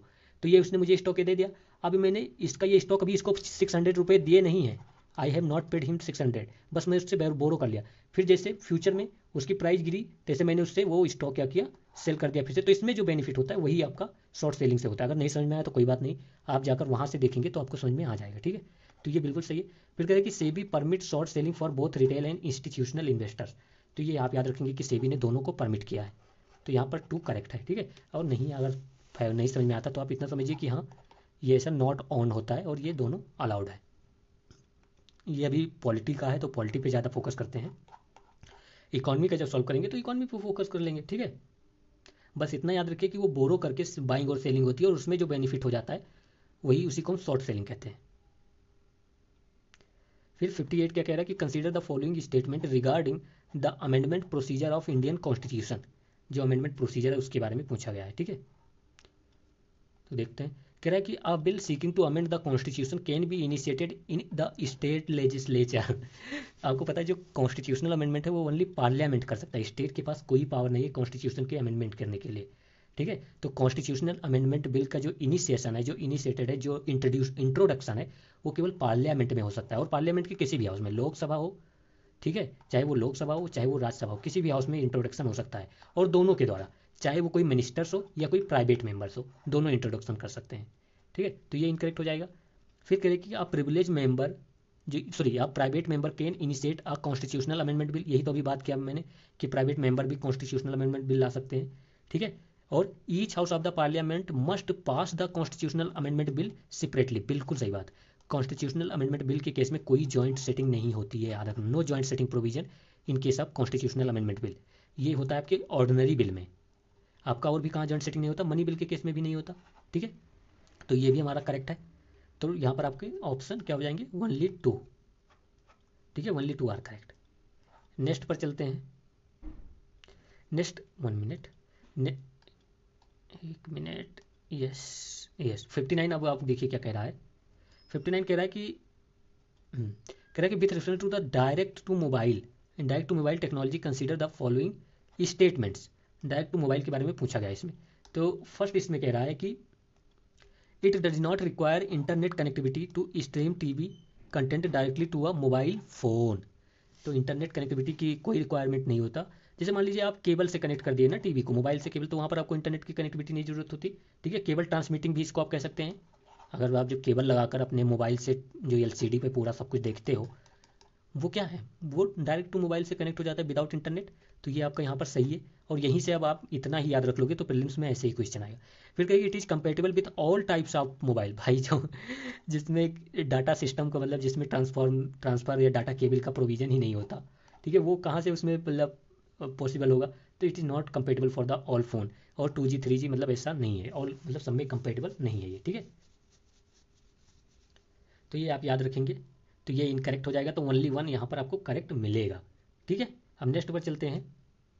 बेसिक याद रखिए, उसमें ये टेक्नोलॉजी का जब आएगा तो उसमें भी पूछेंगे, तो वहाँ से हम कर लेंगे, कोई बात नहीं है, वो कॉन्स्टिट्यूशन से नहीं था। 60 नंबर क्या कह रहा है कि consider the following statement regarding the charter act 1833। ये वही एक्ट है जिसमें जो ब्रिटिश की मोनोपोली थी ईस्ट इंडिया कंपनी की, वो खत्म हो गई थी, एक्सेप्ट द, यहाँ पर मोनोपोली कंप्लीटली खत्म हो गई थी, ये याद रखेंगे बस, ठीक है। तो इसमें ये क्या कह रहा है कि फर्स्ट ये कह रहा है कि it deprived the legislative power of the governor of the Bombay and Madras.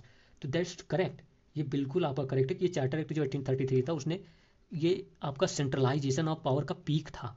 यहाँ पर जो बॉम्बे और मद्रास की जो लेजिस्लेटिव पावर है वो किसको दी गई थी, बंगाल को, बंगाल के अंदर चली गई थी, ठीक है। तो ये आप याद रखेंगे, पूरा ये सही है। फिर कह कि it ended both the commercial and administrative activities of the east India company. एक बात याद रखेंगे, जो चार्टर एक्ट आपका 1833 था उसने कमर्शियल एक्टिविटी एंड कर दिया था और ईस्ट इंडिया कंपनी को प्योरली एडमिनिस्ट्रेटिव बना दिया था, तो ये इनकरेक्ट हो जाएगा। फिर कह कि it introduce for the first time local representation in the Indian central legislative council. ये हमने कल बात की थी, इसी क्वेश्चन में ये सोच लो कि ये सेम प्रोविजन मैंने बात किया था। ये जो local representation central legislative council है वो आपका आया था चार्टर एक्ट ऑफ 1853 में, ठीक है, ये कल ही बात हुई थी अभी, अगर आपने कल का वीडियो देखा होता तो ये क्वेश्चन आपके पास था बिल्कुल। ठीक है, और ये चार्टर एक्ट ऑफ 1833 है, जिसके बाद आपको पता है कि जो गवर्नर जनरल ऑफ बंगाल थे उनको बना दिया गया गवर्नर जनरल ऑफ इंडिया। ठीक है, गवर्नर जनरल ऑफ इंडिया बना दिया गया गवर्नर जनरल ऑफ बंगाल को। और first governor general of India कौन बनेंगे? Lord William Bentinck. तो लॉर्ड विलियम बेंटिक जो थे वे फर्स्ट गवर्नर जनरल ऑफ आपके क्या बनेंगे? इंडिया बनेंगे। ठीक है, और ये वही पर्सन है जिसने आपके सती वगैरह को भी थोड़ा अबोलिश करने में हेल्प किया था। ठीक है, तो ये आपका यहाँ पर ये सही है, ये इनकरेक्ट है, फिर ये भी आपका इनकरेक्ट था। ठीक है, तो यहाँ पर only one option is correct. ठीक है, तो ये आप ये चार्टर एक्ट जो है ये आप याद रखेंगे कि ये सब काफ़ी इंपॉर्टेंट होते हैं और आपको याद रखना चाहिए। ठीक है, ओके, अब नेक्स्ट पर चलते हैं। इसमें और कुछ आपको बताने की ज़रूरत नहीं है, बाकी आपको खुद पढ़ना पड़ेगा या फिर और क्वेश्चन आएंगे तो उसमें डिस्कस कर लेंगे। Correct, consider the following statements regarding the acquisition of citizenship in India. Citizenship acquisition in India, आप सिटीजनशिप कैसे एक्वायर कर सकते हैं इंडिया में, ये फर्स्ट क्वेश्चन ही जो आज हम डिस्कस किए थे उसमें है, और उसमें इतने अच्छे से डिस्कस किए थे कि ये वहीं से आप सॉल्व कर सकते हैं। ठीक है, तो अगर हम सिटीजनशिप की बात करें तो हमारे इंडिया में हमें पता है सिंगल सिटीजनशिप का प्रोविजन है, जो कि है हमारे ब्रिटेन से लिया गया।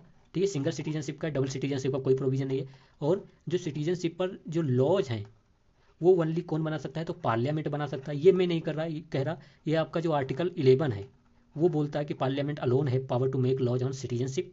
ठीक है, फिर अगर हम बात करें एक्विजिशन ऑफ द सिटीजनशिप की, सिटीजनशिप एक्वायर करने की बात करें तो जो हमारा इंडियन कॉन्स्टिट्यूशन है वो ओनली बात करता है कि at the commencement of constitution कौन इंडिया का सिटीजनशिप होगा। बट अदर जो है वो हमारा बात करता है सिटीजनशिप अमेंडमेंट एक्ट जो आया है 1955 में जो पास हुआ था वो बात करता है। ठीक है, तो इतनी बात आप याद रखेंगे। फिर देखते हैं, आप स्टेटमेंट देखते हैं। कह रहा है कि currently a person born outside India, मतलब इंडिया में नहीं बोर्न हुआ है, automatically becomes a Indian citizen by descent if one of the parents is an Indian citizen. देखिए, इस केस में आपको ये समझना पड़ेगा कि अगर कोई पर्सन जो है आउटसाइड इंडिया बोर्न होता है तो वो ऑटोमेटिकली नहीं बनेगा, उसके लिए आपको क्या करना पड़ेगा? रजिस्ट्रेशन करना पड़ेगा। Registration of the birth of minor child necessary होता है, तो ये इनकरेक्ट हो जाएगा। ठीक है, अगर आपका बच्चा आप बाहर रहते हैं और वहाँ पर पैदा हुआ है तो आपको वो क्या करना पड़ेगा? रजिस्ट्रेशन कराना पड़ेगा। फिर कहें कि आप person applying for the citizenship by the naturalisation should have adequate knowledge of any of the language spoken in India. भाई ऐसा कोई प्रोविजन नहीं है कि आपको मतलब एडिक्वेट नॉलेज होना चाहिए किसी भी प्रोविजन का। ठीक है, तो ये इनकरेक्ट है। तो यहाँ पर आपका पूछा गया कि कौन सा करेक्ट है, तो यहाँ पर आपके दोनों इनकरेक्ट हैं, तो यहाँ पर आपका डी हो जाएगा, डी हो जाएगा यहाँ पर। ठीक है, बाकी ये सब ऐसे क्वेश्चन बहुत कम आते हैं, ज़्यादा टेंशन मत लीजिए। ओके, 72 देखते हैं और 62 देखते हैं। कह रहे the power to specify that the people of a foreign territory shall be the citizen of India when foreign territory becomes the part of India. मान लेते हैं कि जैसे सिक्किम जो था वो पहले फॉरेन टेरिटरी था। ठीक है, पहले वो फॉरेन टेरिटरी था, तो वो जब पार्ट ऑफ इंडिया बना तो ये कौन स्पेसिफाई करेगा कि जो सिक्किम है, जो सिक्किम के लोग हैं वो अब इंडियन सिटीजन है? कौन स्पेसिफाई करेगा? तो वो पूरी पावर हमको पहले ही पता है कि इसकी जो पूरी पावर होती है वो किसके पास होती है? यूनियन गवर्नमेंट के पास। यूनियन गवर्नमेंट के पास सोल पावर होती है कि किसी को ये स्पेसिफाई करे कि कौन होगा। ठीक है, तो ये आप याद रखेंगे। फिर नेक्स्ट पर चलते हैं। 63 क्या कह रहा है, देखिए यहाँ पर 63 का consider the following statement regarding the Pitt's India act of 1784। देखिए, पिट्स इंडिया एक्ट जो था ये बहुत इंपॉर्टेंट एक्ट है। ये पहला ऐसा एक्ट था जिसने कहा कि जो टेरिटरी ईस्ट इंडिया कंपनी की इंडिया में है वो ब्रिटिश पोजीशन है, जो वो पार्लियामेंट का पोजीशन है, वो क्राउन पोजीशन है।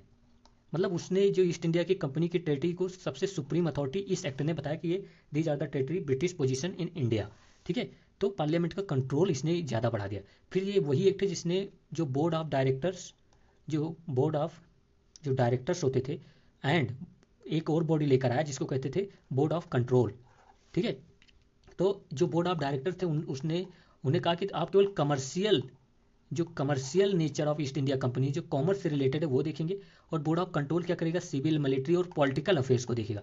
तो इस एक्ट ने क्या किया कि कंपनी के जो फंक्शन है उसको डिवाइड कर दिया।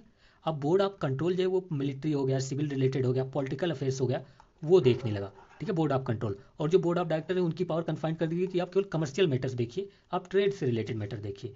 ठीक है, तो अब देखते हैं। Correct, it allowed the court of directors या board of director of east India company to manage the political affair जो था वो बोर्ड ऑफ कंट्रोल देखने लगा था। ठीक है, तो ये इनकरेक्ट हो जाएगा, इनको कमर्शियल मैटर्स अलाउ किए गए थे देखने के लिए। फिर करें कि the company territory in India were the first time call the British position in India. ये बहुत इंपॉर्टेंट, यूपीएससी ने पूछ भी रखा है, दैट्स वेरी इंपॉर्टेंट, कि ये दिखाता है कि हाँ ब्रिटिशर्स को कितना इंटरेस्ट आ गया था, क्राउन को कितना इंटरेस्ट आ गया था इंडिया की टेरिटरी को कंट्रोल करने का। ठीक है, तो यहाँ पर आपका बी करेक्ट हो जाएगा, नो डाउट। बाकी इस सेक्टर में ऐसा कुछ नहीं है जो मैं आपको बता दूं और आपको नहीं पता होगा, यही 2-3 पॉइंट बहुत इंपॉर्टेंट है। फिर ये किस पे आएगा, according to the constitution which among the following category of person would be eligible to become the citizen of India on 26 January 1950। भाई ऐसे क्वेश्चन बहुत ही प्रोबेबली यूपीएससी डजंट आस्क, फिर भी देखते हैं। कह रहा है कि a person who is a resident in India for the 5 years immediately before the independent. देखिए यहाँ पर पूरा अकॉर्डिंग टू द कॉन्स्टिट्यूशन, तो ये कॉन्स्टिट्यूशन में जो 5 to 11 आर्टिकल है उसमें कहीं भी ये मेंशन नहीं है। फिर कह रहे कि a person who migrated to Pakistan from India after March 1 1947 but later return, हाँ इसकी बात की गई फॉर द रीसेटलमेंट, यस, तो ये क्या हो जाएंगे, सिटीजनशिप ऑफ इंडिया, इनका टैग मिल जाएगा। ऐसे लोग जो पाकिस्तान चले गए थे फिर वापस आ गए, ठीक है, तो उसमें भी करेक्ट होगा, बाकी तो छोड़ो।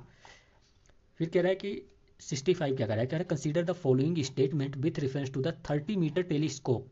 अब देखिए 30 मीटर टेलीस्कोप प्रोजेक्ट के बारे में बताना है, तो सबसे पहले ये देखिए जो 30 मीटर टेलीस्कोप प्रोजेक्ट है ये आपका हवाईयन आइसलैंड जो यूएसए का है वहाँ पर मिलेगा आपको, ये वहाँ पर आपको ये मिलेगा, ठीक है। तो ये कह रहा है कि it is a joint venture of involving India, Canada, China, Japan, USA. तो इन सभी का नाम याद रखना, ये फैक्ट है आपको याद रखना है कि yes they are the part of this telescope project, okay. फिर कह रहे हैं कि it will provide image with resolution more than 12 times sharper than the Hubble space telescope. तो ये फैक्ट ये भी है, याद रखना। अगर आपको ये 12 मीटर ना भी याद होता है तो आप याद रखेंगे कि कई 1000 टाइम्स नहीं दिया गया है, 100 टाइम्स नहीं दिया गया है, उससे कम है। और ये लेकिन ये क्या है कि हबल जो टेलीस्कोप था उससे ज़्यादा ये इमेज रेजोल्यूशन प्रोवाइड कराएगा, मतलब ज़्यादा क्लियर। फिर क्या कि it is being constructed in the Svalbard, Svalbard जो कि नॉर्वे की टेरिटरी है वहाँ पर कह रहे हैं ये। तो हमने देखा कि हवाईयन आइसलैंड में, तो ये इनकरेक्ट हो जाएगा, ठीक है। तो यहाँ पर हमारा क्या हो जाएगा, ओनली 2 स्टेटमेंट करेक्ट। मेरे ख्याल से इसमें आपको क्या याद रखना चाहिए, कहाँ पर ये बना है, हवाईयन पर बना है यूएसए की टेरिटरी में, कौन इसके पार्ट है, और ये नहीं भी याद होता कि कितना टाइम स्टार पर है, तो इतना कि हाँ ये जो हबल टेलीस्कोप से उससे ज़्यादा ये क्लियर इमेज देता है, बस इतने ही पॉइंट, ठीक है।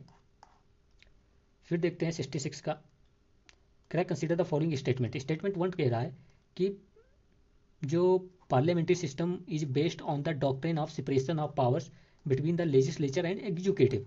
अब देखिए हमें पता है जो पार्लियामेंट्री सिस्टम ऑफ गवर्नमेंट जो है इंडिया में, वो सेपरेशन ऑफ पावर्स जो है लेजिस्लेचर एंड एग्जीक्यूटिव जो है उसमें जो डॉक्ट्रिन ऑफ जो स्पेशल सेपरेशन, जो ये स्ट्रिक्ट आप कह सकते हैं स्ट्रिक्ट सेपरेशन ऑफ पावर्स है, वो फॉलो नहीं करता, समझ रहे हो ना। हमारा जो कॉन्स्टिट्यूशन है, जो पार्लियामेंट्री सिस्टम ऑफ गवर्नमेंट है, वो बिल्कुल doctrine of separation of power follow नहीं करती, क्योंकि जो एग्जीक्यूटिव है वो लेजिस्लेचर से ही आते हैं। जितने भी मिनिस्टर्स जो होते हैं मतलब एग्जीक्यूटिव, वो हम एमपी होते हैं, वो पार्लियामेंट के पावर मतलब पार्लियामेंट के पार्ट होते हैं। तो यहाँ पर आपको नहीं दिखेगा जो सेपरेशन ऑफ पावर से वो क्लियर। ये कहाँ पर दिखता है आपको, ये प्रेसिडेंशियल फॉर्म ऑफ गवर्नमेंट में दिखता है। तो जैसे यूएसए में वहाँ पर आपको स्ट्रिक्ट सेपरेशन ऑफ और doctrine of separation of powers बहुत अच्छे से दिखेगी। तो इंडियन पार्लियामेंट किस पे डिपेंड होता है, या पार्लियामेंट्री सिस्टम ऑफ गवर्नमेंट, ये cooperation, principle of cooperation and coordination पर डिपेंड करती है, कोऑर्डिनेशन फॉलो करती है। तो principle of cooperation and coordination between the legislature and executive. But जो doctrine of separation of powers है वो यूएसए की गवर्नमेंट फॉलो होता है, जिसमें प्रेसिडेंशियल फॉर्म ऑफ गवर्नमेंट। तो ये इनकरेक्ट हो जाएगा स्टेटमेंट 1। तो फिर सेकंड कह रहा है कि the Indian parliament is not a sovereign body. बिल्कुल सही बात है, इंडियन पार्लियामेंट सोवरिन नहीं, क्योंकि इंडिया में क्या है हमारे, हम देखते हैं कि बेसिक स्ट्रक्चर है जो कि पार्लियामेंट के अमेंडिंग पावर को ख़त्म करता है। तो इंडिया में पार्लियामेंट नहीं सुप्रीम है, सुप्रीम है इंडिया में कॉन्स्टिट्यूशन आपका, ठीक है। कॉन्स्टिट्यूशन जो है इंडिया का वो सुप्रीम है, पार्लियामेंट नहीं सुप्रीम है। तो ये करेक्ट है। तो ये चीज़ जैसे ऐसे क्वेश्चन में क्या होता है कि अगर आपने एक फाइंड आउट कर लिया कि कौन इनकरेक्ट है तो दूसरा आपको पता ना भी हो तो सॉल्व हो जाता है। तो इस सेंस में क्या हो जाएगा, डी करेक्ट हो जाएगा कि फर्स्ट जो था वो इनकरेक्ट था, बस सेकंड जो है वो करेक्ट है। इसमें ज़्यादा बताने की तो कोई ज़रूरत नहीं थी, ऐसे क्वेश्चन बहुत ईजी होते हैं, बस आपको एक इनकरेक्ट फॉलो करना पड़ता है, ठीक है। फिर देखते हैं नेक्स्ट पर जाते हैं सीधा 67। देखिए 67 कह रहा है कि which of the following directive principle जो है is based on the Gandhian ideology, Gandhi के आइडियोलॉजी पर बेस्ड है, ठीक है। तो अब देखते हैं कह रहे हैं कि to promote cottage industries on an individual cooperation basis on rural area. बिल्कुल सही, जो कॉटेज इंडस्ट्रीज का प्रमोशन है वो बिल्कुल आपके गांधीयन प्रिंसिपल है, जो कि आपको याद रखना पड़ेगा कि इट इज आर्टिकल 43। आर्टिकल 43 इसके बारे में बात करता है DPSP, promotion of cottage industries. मैं एक और आर्टिकल बता दूं 43 ये ये गांधीयन प्रिंसिपल्स नहीं है, बट ये बात करता है कि participation of worker in the management of industries, याद रखेंगे, ठीक है। 43B बात करता है कोऑपरेटिव सोसाइटी के फॉर्मेशन की, ठीक है, तो ये आप याद रखेंगे। तो this is the Gandhian principles. वो कॉटेज इंडस्ट्रीज, आप पता है गांधी जी कितना प्रमोट करते थे, तो बताने की जरूरत नहीं है आपको। फिर करें कि to organise the agriculture animal husbandry on modern and scientific line, तो ये जब आप देखेंगे तो this is also the Gandhian principles, ठीक है। 1 मिनट, क्या कह रहा है कि organise the agriculture and animal husbandry on modern and scientific lines. नहीं, ये जो साइंटिफिक लाइन पर एग्रीकल्चर को ऑर्गेनाइज करना है, ये आपका आ जाता है लिबरल प्रिंसिपल्स में आ जाते हैं, नॉट अ गांधीयन प्रिंसिपल्स, ठीक है, तो ये इनकरेक्ट हो जाएगा आपका। फिर कहेंगे to raise the level of nutrition and the standard of living of people and to improve the public health, ये सोशलिस्टिक प्रिंसिपल्स है। ये आपका क्या हो जाएगा, ये सोशलिस्टिक प्रिंसिपल्स होंगे, ठीक है, ओके। फिर नेक्स्ट पर देखते हैं क्या है। अच्छा, इसमें एक ही ऑप्शन था, तभी तो मैं सोचूं कि क्यों कर रही है, एक ही ओनली यही करेक्ट है, बाकी अदर प्रिंसिपल से रिलेटेड है, तो ये आप याद रखना, ओके। चलिए अब नेक्स्ट पर चलते हैं। डीपीएसपी के बारे में जो बताना था वो मैंने कल ही इसी में बता दिया था कि ये नॉन जस्टिसेबल हैं, ये वेलफेयर ऑफ स्टेट को प्रमोट करते हैं। जब स्टेट लॉ बनाए तो इनको इनकॉर्पोरेट करे। कुछ डीपीएसपी जो 42 से ऐड किए गए थे, जैसे आर्टिकल 39 ये जो फ्री लीगल एड की बात करता है, जो 43 ये जो पब्लिक जो वर्कर पार्टिसिपेशन की बात करता है, ठीक है, ये सब आपके कब ऐड हुए थे। जो 48 ये है जो इन्वायरमेंट के इंप्रूवमेंट की बात करता है, ये सब आपके 42 कॉन्स्टिट्यूशनल अमेंडमेंट्स एक्ट के अंडर ऐड हुए थे, ये सब मैंने बताया था। फिर 86 से भी कुछ ऐड हुए थे, जैसे कि 45 जो है उसकी जो कनोटेशन है वर्ड का वो चेंज किया गया था, ठीक है, तो ये सब मैंने बताया था। 44 से क्या ऐड हुआ था कि इन इक्वलिटी जो है उसको मिनिमाइज करना चाहिए आर्टिकल 38 में, ठीक है, तो ये सब मैंने कल ही बता दिया था आपको। फिर देखते हैं, कह रहा है कि consider the following statement, how many above the countries share the boundaries with the Persian gulf, ये आ गया आपका जियोग्राफी का दे दिया है बीच में। तो अब आपको अगर मैपिंग नहीं पता तो यहाँ पर मैपिंग तो मैं बना नहीं सकता, फिर भी बता देता हूँ आंसर क्या होगा, थोड़ा अगर आइडिया होगा तो पता हो जाएगा। बहरीन जो है वो बिल्कुल पर्सियन गल्फ से शेयर करता है, आपको पता होगा बहरीन यहाँ पर पर्सियन गल्फ में जो आपका सऊदी अरब होता है उसी से अटैच होकर बना होता है, ठीक है, कंट्री है। फिर ईरान तो इधर से शेयर करता है पर्सियन गल्फ से, ठीक है। फिर सऊदी अरबिया तो बहुत ज़्यादा बाउंड्री इधर पर्सियन गल्फ से शेयर करता है। कुवैत भी शेयर, तो यहाँ पर आपके चारों शेयर करते हैं पर्सियन गल्फ से बाउंड्री, ठीक है। ओमान भी शेयर करता है, आपको पता ही होगा, ठीक है, तो ये सब शेयर करते हैं आपके पर्सियन गल्फ से कंट्री। इराक भी शेयर करता है, याद रखना, इराक भी शेयर करता है। यूएई भी शेयर करता है, यूएई भी पर्सियन गल्फ से शेयर करता है बाउंड्री, तो आप ये याद रखेंगे, ठीक है। 69 देखते हैं अब, कह रहा है कि 69 देखिए यहाँ पर क्या कह रहा है। 69 कह रहा है कि the chairperson of the member of the national human right commission, जो कि अभी हमने पहले ही देखा था, are appointed by the president on the recommendation of the selection committee, which of the following are the member of the selection committee. देखिए selection committee के मेंबर कौन होते हैं जब वो होता है, तो आप याद रखें कि पहले ये देखते हैं कि जो चेयरपर्सन होगा ह्यूमन राइट कमीशन का वो कौन हो सकता है, तो वो तो या तो रिटायर्ड, या मान लीजिए सिंपल कि या तो वो जज ऑफ सुप्रीम कोर्ट हो सकते हैं, चाहे वो रिटायर्ड हो या मतलब सर्व कर रहे हो, या फिर तो ये मतलब जज ऑफ सुप्रीम कोर्ट और या chief justice of supreme court, यही हो सकते हैं आपके जो चेयरपर्सन है, वो यही हो सकते हैं, याद रखना। तो चीफ जस्टिस ऑफ इंडिया या फिर जज ऑफ सुप्रीम कोर्ट, यही दो हैं जो आपके चेयरपर्सन बन सकते हैं। बाकी अगर यूपीएससी कंफ्यूज करे कि चेयरपर्सन जो है वो हाई कोर्ट के जज भी बन सकते हैं या chief justice of high court हो सकता है, तो नहीं, ये जो chief justice of high court हैं ये मेंबर हो सकते हैं ह्यूमन राइट कमीशन के, जो अदर मेंबर्स हैं। बट आप याद रखना कि जो चेयरपर्सन है या तो वो सुप्रीम कोर्ट का कोई जज हो सकता है या तो chief justice of supreme court हो सकते हैं, चाहे वो रिटायर्ड हो या सर्व कर रहे हो, ठीक है। अगर हम बात करें तो ये एक मल्टी मेंबर बॉडी है। कितने मेंबर होते हैं इसमें, चेयरपर्सन होगा एक और 5 अदर मेंबर्स होंगे, ठीक है। तो ये आप याद रखें कि मल्टी मेंबर बॉडी है, और ये सभी कौन अपॉइंट करेगा, तो प्रेसिडेंट अपॉइंट करते हैं इन सभी को, ठीक है। तो ये भी आप याद रखेंगे। कुछ आप याद रखेंगे इसमें एक्स ऑफिसियो मेंबर होते हैं, पूरा नाम नहीं याद रखना, बस इतना याद रखिए कुछ एक्स ऑफिसियो मेंबर होंगे, जैसे national commission on schedule tribe, national commission on schedule caste, तो ऐसे कुछ एक्स ऑफिसियो मेंबर्स भी होते हैं इसकी, ठीक है। तो ये भी आप याद रखेंगे, ओके।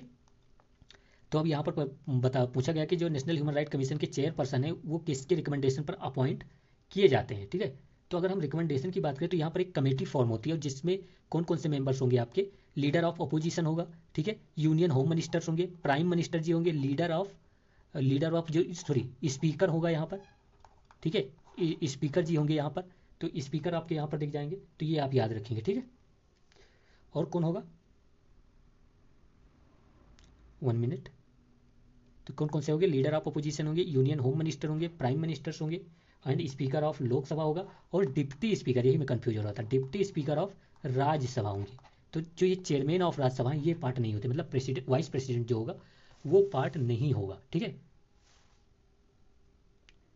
तो अब ये आपको इतना ही याद रखना है, ज़्यादा कंफ्यूज नहीं होना, इसमें यही एक ट्रैप था। तो ये यहाँ पर आपको 20 सही हो जाएगा।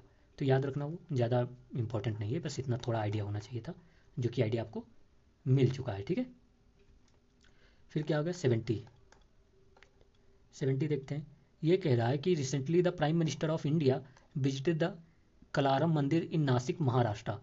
कालाराम सॉरी, कलारम नहीं, कालाराम सॉरी, कालाराम मंदिर जो महाराष्ट्र में विजिट किया, उसके कॉन्टेक्स्ट में बताना है कौन सा स्टेटमेंट सही है। अब यहाँ पर देखते हैं, जो कालाराम मंदिर प्राइम मिनिस्टर ने विजिट किया था, तो कह रहे कि this temple is located on the banks of river Godavari. नहीं, ये रिवर गोदावरी के बैंक्स पर नहीं स्टेब्लिश है, ये आप याद रखेंगे, ठीक है। जो कालाराम मंदिर से 1 minute, give me time. Okay, तो एक बात ये याद रखना कि विजन की जो आंसर की है, मुझे उस पर ही थोड़ा सा था, तो उसमें इस पर बी आंसर दिया गया है, जो कि गलत दिया गया है। तो ये आप याद रखेंगे। तो ये पहली बात याद रखेंगे, जो कालाराम मंदिर है नासिक महाराष्ट्र में, वो गोदावरी पर ही बैंक पर स्टेब्लिश है, और ये कोई कृष्णा की मंदिर नहीं। यहाँ पर आप जैसे देख सकते हैं काला राम मतलब ब्लैक राम, ठीक है। तो राम जी की मंदिर है ये, बलराम जी की मंदिर नहीं है। तो यहाँ पर ओनली 1 करेक्ट हो जाएगा आपका, ओनली 1 यहाँ पर आपको करेक्ट मिलेगा, ठीक है। नेक्स्ट पर चलते हैं आप 71। 71 क्या कह रहा है देखते हैं, काफ़ी थक चुका हूँ। कह रहा है consider the following statement with respect to the Lokpal. Lokpal के बारे में बताना है। कह रहा है कि the Lokpal consist of chairperson with a maximum 8 members. तो ये फर्स्ट बिल्कुल सही है, मैक्सिमम 8 मेंबर्स होते हैं। और ये आपको पता है कि जो लोकपाल एक्ट आया था वो 2013 में आया था, ठीक है। तो लोकपाल एक्ट कब आया, 2013 में। इसके जो चेयरपर्सन और 8 मेंबर्स, मतलब कुल 9 मेंबर्स हो सकते हैं, इसका मतलब सॉरी, टोटल 8 मेंबर्स होंगे, चेयरपर्सन प्लस 7 मोर मेंबर्स, यहाँ पर लिखा है विथ मैक्सिमम, ठीक है। तो ये सही है, बिल्कुल याद रखेंगे, टोटल 8 ही मेंबर्स होंगे जिसमें एक चेयरपर्सन होगा। फिर कहें कि 50% of the members of the Lokpal shall be the judicial members. तो ये भी याद रखना, ये फैक्ट है कि 50 मेंबर्स जो होंगे या 50% जो मेंबर्स होंगे इन 8 मेंबर्स में, वो मतलब 4 मेंबर जो होंगे वो जुडिशियल मेंबर्स होंगे, वो कहीं ना कहीं जुडिशरी से आए हुए होंगे, ओके। और जो अदर जो 50% है वो कहाँ से आएंगे, वो जैसे SC ST OBC माइनॉरिटीज, फिर माइनॉरिटीज और वुमेन, इन सब से भी लिए जाते हैं, ठीक है। तो आप याद रखेंगे, तो ये सही है, ये सही है। कह रहा है कि the prime minister and the members of the union cabinet are excluded from the jurisdiction of the Lokpal. याद रखना, दे आर नॉट एक्सक्लूडेड, चाहे वो प्राइम मिनिस्टर हो, चाहे मेंबर ऑफ मिनिस्टर हो, या कोई भी ऑफिसर हो, ठीक है। They are all comes under the Lokpal jurisdiction. तो ये इनकरेक्ट हो जाएगा। तो यहाँ पर ओनली 2 सॉरी, ओनली 2 यहाँ पर आपका सही हो जाएगा। तो इसमें अगर याद करने की बात करें तो मैं कहूँगा कि आपको सबसे पहले ये याद रखना है कि कितने मेंबर बॉडी है, कब फॉर्म हुई, तो 2013 में आया। फिर ये 50% जुडिशियल मेंबर्स होते हैं, हाँ SC ST का भी थोड़ा मतलब रिप्रेजेंटेशन चाहिए, ये सब आपको पता होना चाहिए था बस। तो 1 and 2 आर करेक्ट, ओनली 2, ठीक है। नेक्स्ट पर चलते हैं 72 पर। ओके 72 देखते हैं। ये कह रहा है consider the following statements regarding the expression of union of state, जो कि अंडर द आर्टिकल 1 मेंशन है। देखिए अंडर द आर्टिकल 1 जो है वो इंडिया, आर्टिकल 1 ये कहता है कि India that is Bharat shall be union of state, या is a union of state, ठीक है, rather than federation of state. तो आप ये बात याद रखेंगे कि इवन द फेडरेशन वर्ड भी नहीं मेंशन है हमारे कॉन्स्टिट्यूशन में, ठीक है। तो आप इतना याद रखेंगे कि आर्टिकल 1 कहता है कि India that is Bharat shall be union of state. तो यूनियन ऑफ स्टेट मतलब कि it include the boundary of state, area of state, ठीक है, एरिया और boundary of state. But union of state के बारे में आप ये नहीं कह सकते कि it also include the union territory, ये यूनियन टेरिटरी को नहीं इंक्लूड करता, ठीक है। आप देखते हैं ऑप्शन, करें कि all the state and union territory are the part of the expression of union of state, नहीं ऑल द स्टेट ओनली, क्योंकि यहाँ पर यूनियन ऑफ स्टेट्स की बात की है, तो only state of the are the part of the union of states. तो अगर जब हम कहते हैं कि union territories, union of state और any territory acquired by the union, they all are the part of the, क्या ये किसके पार्ट होंगे, आपके टेरिटरी ऑफ इंडिया के। तो टेरिटरी ऑफ जो इंडिया है वो वाइडर टर्म हो गया आपके यूनियन ऑफ स्टेट से, क्योंकि जो यूनियन ऑफ स्टेट्स है only include the states, but territory of India include the state, union territory और एनी अदर टेरिटरी जो कि गवर्नमेंट एक्वायर कर सकती है फ्यूचर में, ठीक है। तो ये इनकरेक्ट हो जाएगा। फिर करेंगे a union territory enjoy a similar relationship as state within the union government. देखिए ये इनकरेक्ट है, क्योंकि जो सेंटर और स्टेट के बीच जो फेडरल रिलेशन है, जिसमें स्टेट को कुछ लिस्ट ऑफ पावर्स दी गई हैं 7th शेड्यूल में कि वो जिस पे लॉ बना सकता है स्टेट, ऐसा कोई यूनियन टेरिटरी के पास प्रोविजन नहीं है। तो यूनियन टेरिटरी का सारा जो आप कह सकते हैं कि लॉ से रिलेटेड इशूज है वो सेंटर ही देखता है। तो यहाँ पर जैसे स्टेट और सेंटर के बीच रिलेशन है, वैसे हम सेंटर और यूनियन टेरिटरी के बीच रिलेशन नहीं बोल सकते कि सेम है ना, यहाँ पर ये दोनों एक ही के पार्ट हैं ऐसा बोल सकते हो। तो ये भी इनकरेक्ट, ये भी इनकरेक्ट, तो यहाँ पर आपका क्या हो जाएगा डी। ओके, वो तो बहुत ईजी था, उसमें समझाना भी नहीं चाहिए था मुझे। चलिए फिर देखते हैं कि 73 कह रहा है which of the following can be considered as the main reason for the Indian constitution to be call living document. किसी चीज़ को लिविंग कब कहेंगे? जब वो बढ़ेगा, जब वो इवॉल्व होगा टाइम के साथ। और किसी भी डॉक्यूमेंट को लिविंग कब कहेंगे? जब वो उसमें अमेंडेबिलिटी हो, जब उसको मतलब अडॉप्ट करने की सिचुएशन, अडॉप्ट करने की जैसे टाइम के अकॉर्डिंग सिचुएशन चेंज हो रही है उसको अडॉप्ट करने की पावर हो, तभी उसको लिविंग कहेंगे। तो मतलब it can be amended and evolve with the changing situation, that's why it is living. अब जैसे राइट टू प्राइवेसी था, वो पार्ट नहीं था हमारे कॉन्स्टिट्यूशन का, उसको पार्ट बना दिया गया, ठीक है, वो फंडामेंटल राइट बन गया। तो ये क्या है? मतलब कॉन्स्टिट्यूशन विद द टाइम जो जो इंपॉर्टेंट थिंग्स है उनको इनकॉर्पोरेट कर रहा है, तो यही लिविंग का डिफिनीशन हुआ। फिर देखिए 74 कह रहे कि how many of the following could come under the reasonable restriction. Could come है यहाँ पर, under the reasonable restriction provided by the Indian constitution on exercise of freedom of speech and expression under 19 article 19 sub clause 2। तो देखिए freedom of speech and expression जो है they come with the reasonable restriction, और वो reasonable restriction कहाँ mention है? Article 19 sub clause 2। और वो रीजनेबल रिस्ट्रिक्शन है क्या? कि पार्लियामेंट जो है या स्टेट जो है वो रीजनेबल रिस्ट्रिक्शन इम्पोज कर सकता है किस कंडीशन में? जब कोई सोवरेनिटी ऑफ इंडिया को हैम्पर करे, इंटीग्रिटी ऑफ इंडिया को हैम्पर करे, लॉ एंड ऑर्डर को हैम्पर करे, ठीक है, पब्लिक ऑर्डर को हैम्पर करे, या फिर फॉरेन रिलेशन को खराब करे, तो उस केस में उसकी स्पीच की जो फ्रीडम है उसको रिस्ट्रिक्ट किया जा सकता है, या फिर कंटेम्प्ट ऑफ कोर्ट, ठीक है, कंटेम्प्ट ऑफ कोर्ट के भी केस में। तो कह रहा है कि leaking classified material by N intelligence officer. तो ये क्या है? ये आपकी सिक्योरिटी ऑफ द नेशन, या आप कह सकते हैं कि सोवरेनिटी ऑफ द नेशन को हैम्पर कर रहा है, तो बिल्कुल ये रिस्ट्रिक्टेड है, ठीक है, ये लिमिटेशन है आर्टिकल 19 क्लॉज सब क्लॉज 2 के अंडर। फिर कह रहे कि giving speech to take up arms, ये फिर हमारे किसके? पब्लिक ऑर्डर को हैम्पर कर रहा है, तो ये भी हो जाएगा। फिर कह रहे कि speech which can hamper the stability of the government in Lok Sabha. अब ये बताइए कि गवर्नमेंट की स्टेबिलिटी जो है, अगर कोई पब्लिक पार्टी जो है वो अगर उस गवर्नमेंट को स्टेबिलिटी को हैम्पर कर देती है कुछ बोलकर, तो क्या ये मतलब फ्रीडम ऑफ स्पीच के अंडर इस पर लिमिटेशन लगा दिया जाएगा? नहीं, ठीक है, गवर्नमेंट की स्टेबिलिटी या गवर्नमेंट की जो मेजोरिटी है लोकसभा में वो चेंज हो, या फिर कोई एमपी इधर से उधर आए जाए, ठीक है, इस केस में आप फ्रीडम ऑफ स्पीच पे लिमिटेशन नहीं लगा सकते ना, ये तो एक क्रिटिसिज्म है, it is a part of criticism, ठीक है, तो ये नहीं होगा, थर्ड नहीं होगा, ये होगा। फिर कह रहे हैं कि कंटेम्प्ट ऑफ कोर्ट, ये तो बताया था, तो यहाँ पर आपका ओनली 3 स्टेटमेंट करेक्ट हो जाएंगे आपको, ठीक है, ओनली 3।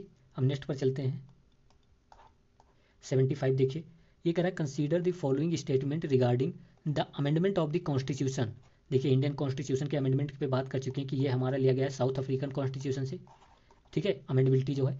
फिर भी देखते हैं, कह रहा है कि a bill seeking amendment of the constitution does not require the prior permission of the president. यही मैंने जब अभी बता रहा था आपको, तो बताया था कि प्रेसिडेंट के प्रायर परमिशन नहीं जरूरत होती, ठीक है, और प्रेसिडेंट बाउंड होता है साइन करने को। ये कब हुआ? तो ये 24 कॉन्स्टिट्यूशनल अमेंडमेंट एक्ट से लाया गया कि प्रेसिडेंट बाउंड है कॉन्स्टिट्यूशनल अमेंडमेंट बिल पर साइन करने के लिए, ठीक है, सॉरी, ठीक है।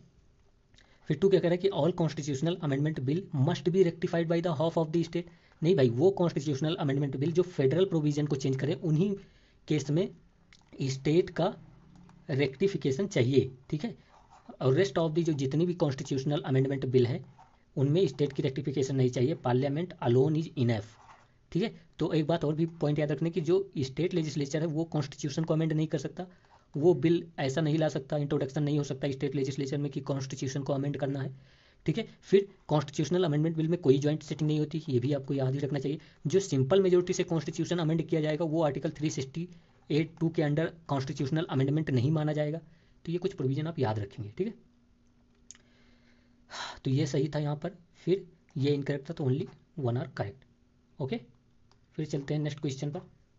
75।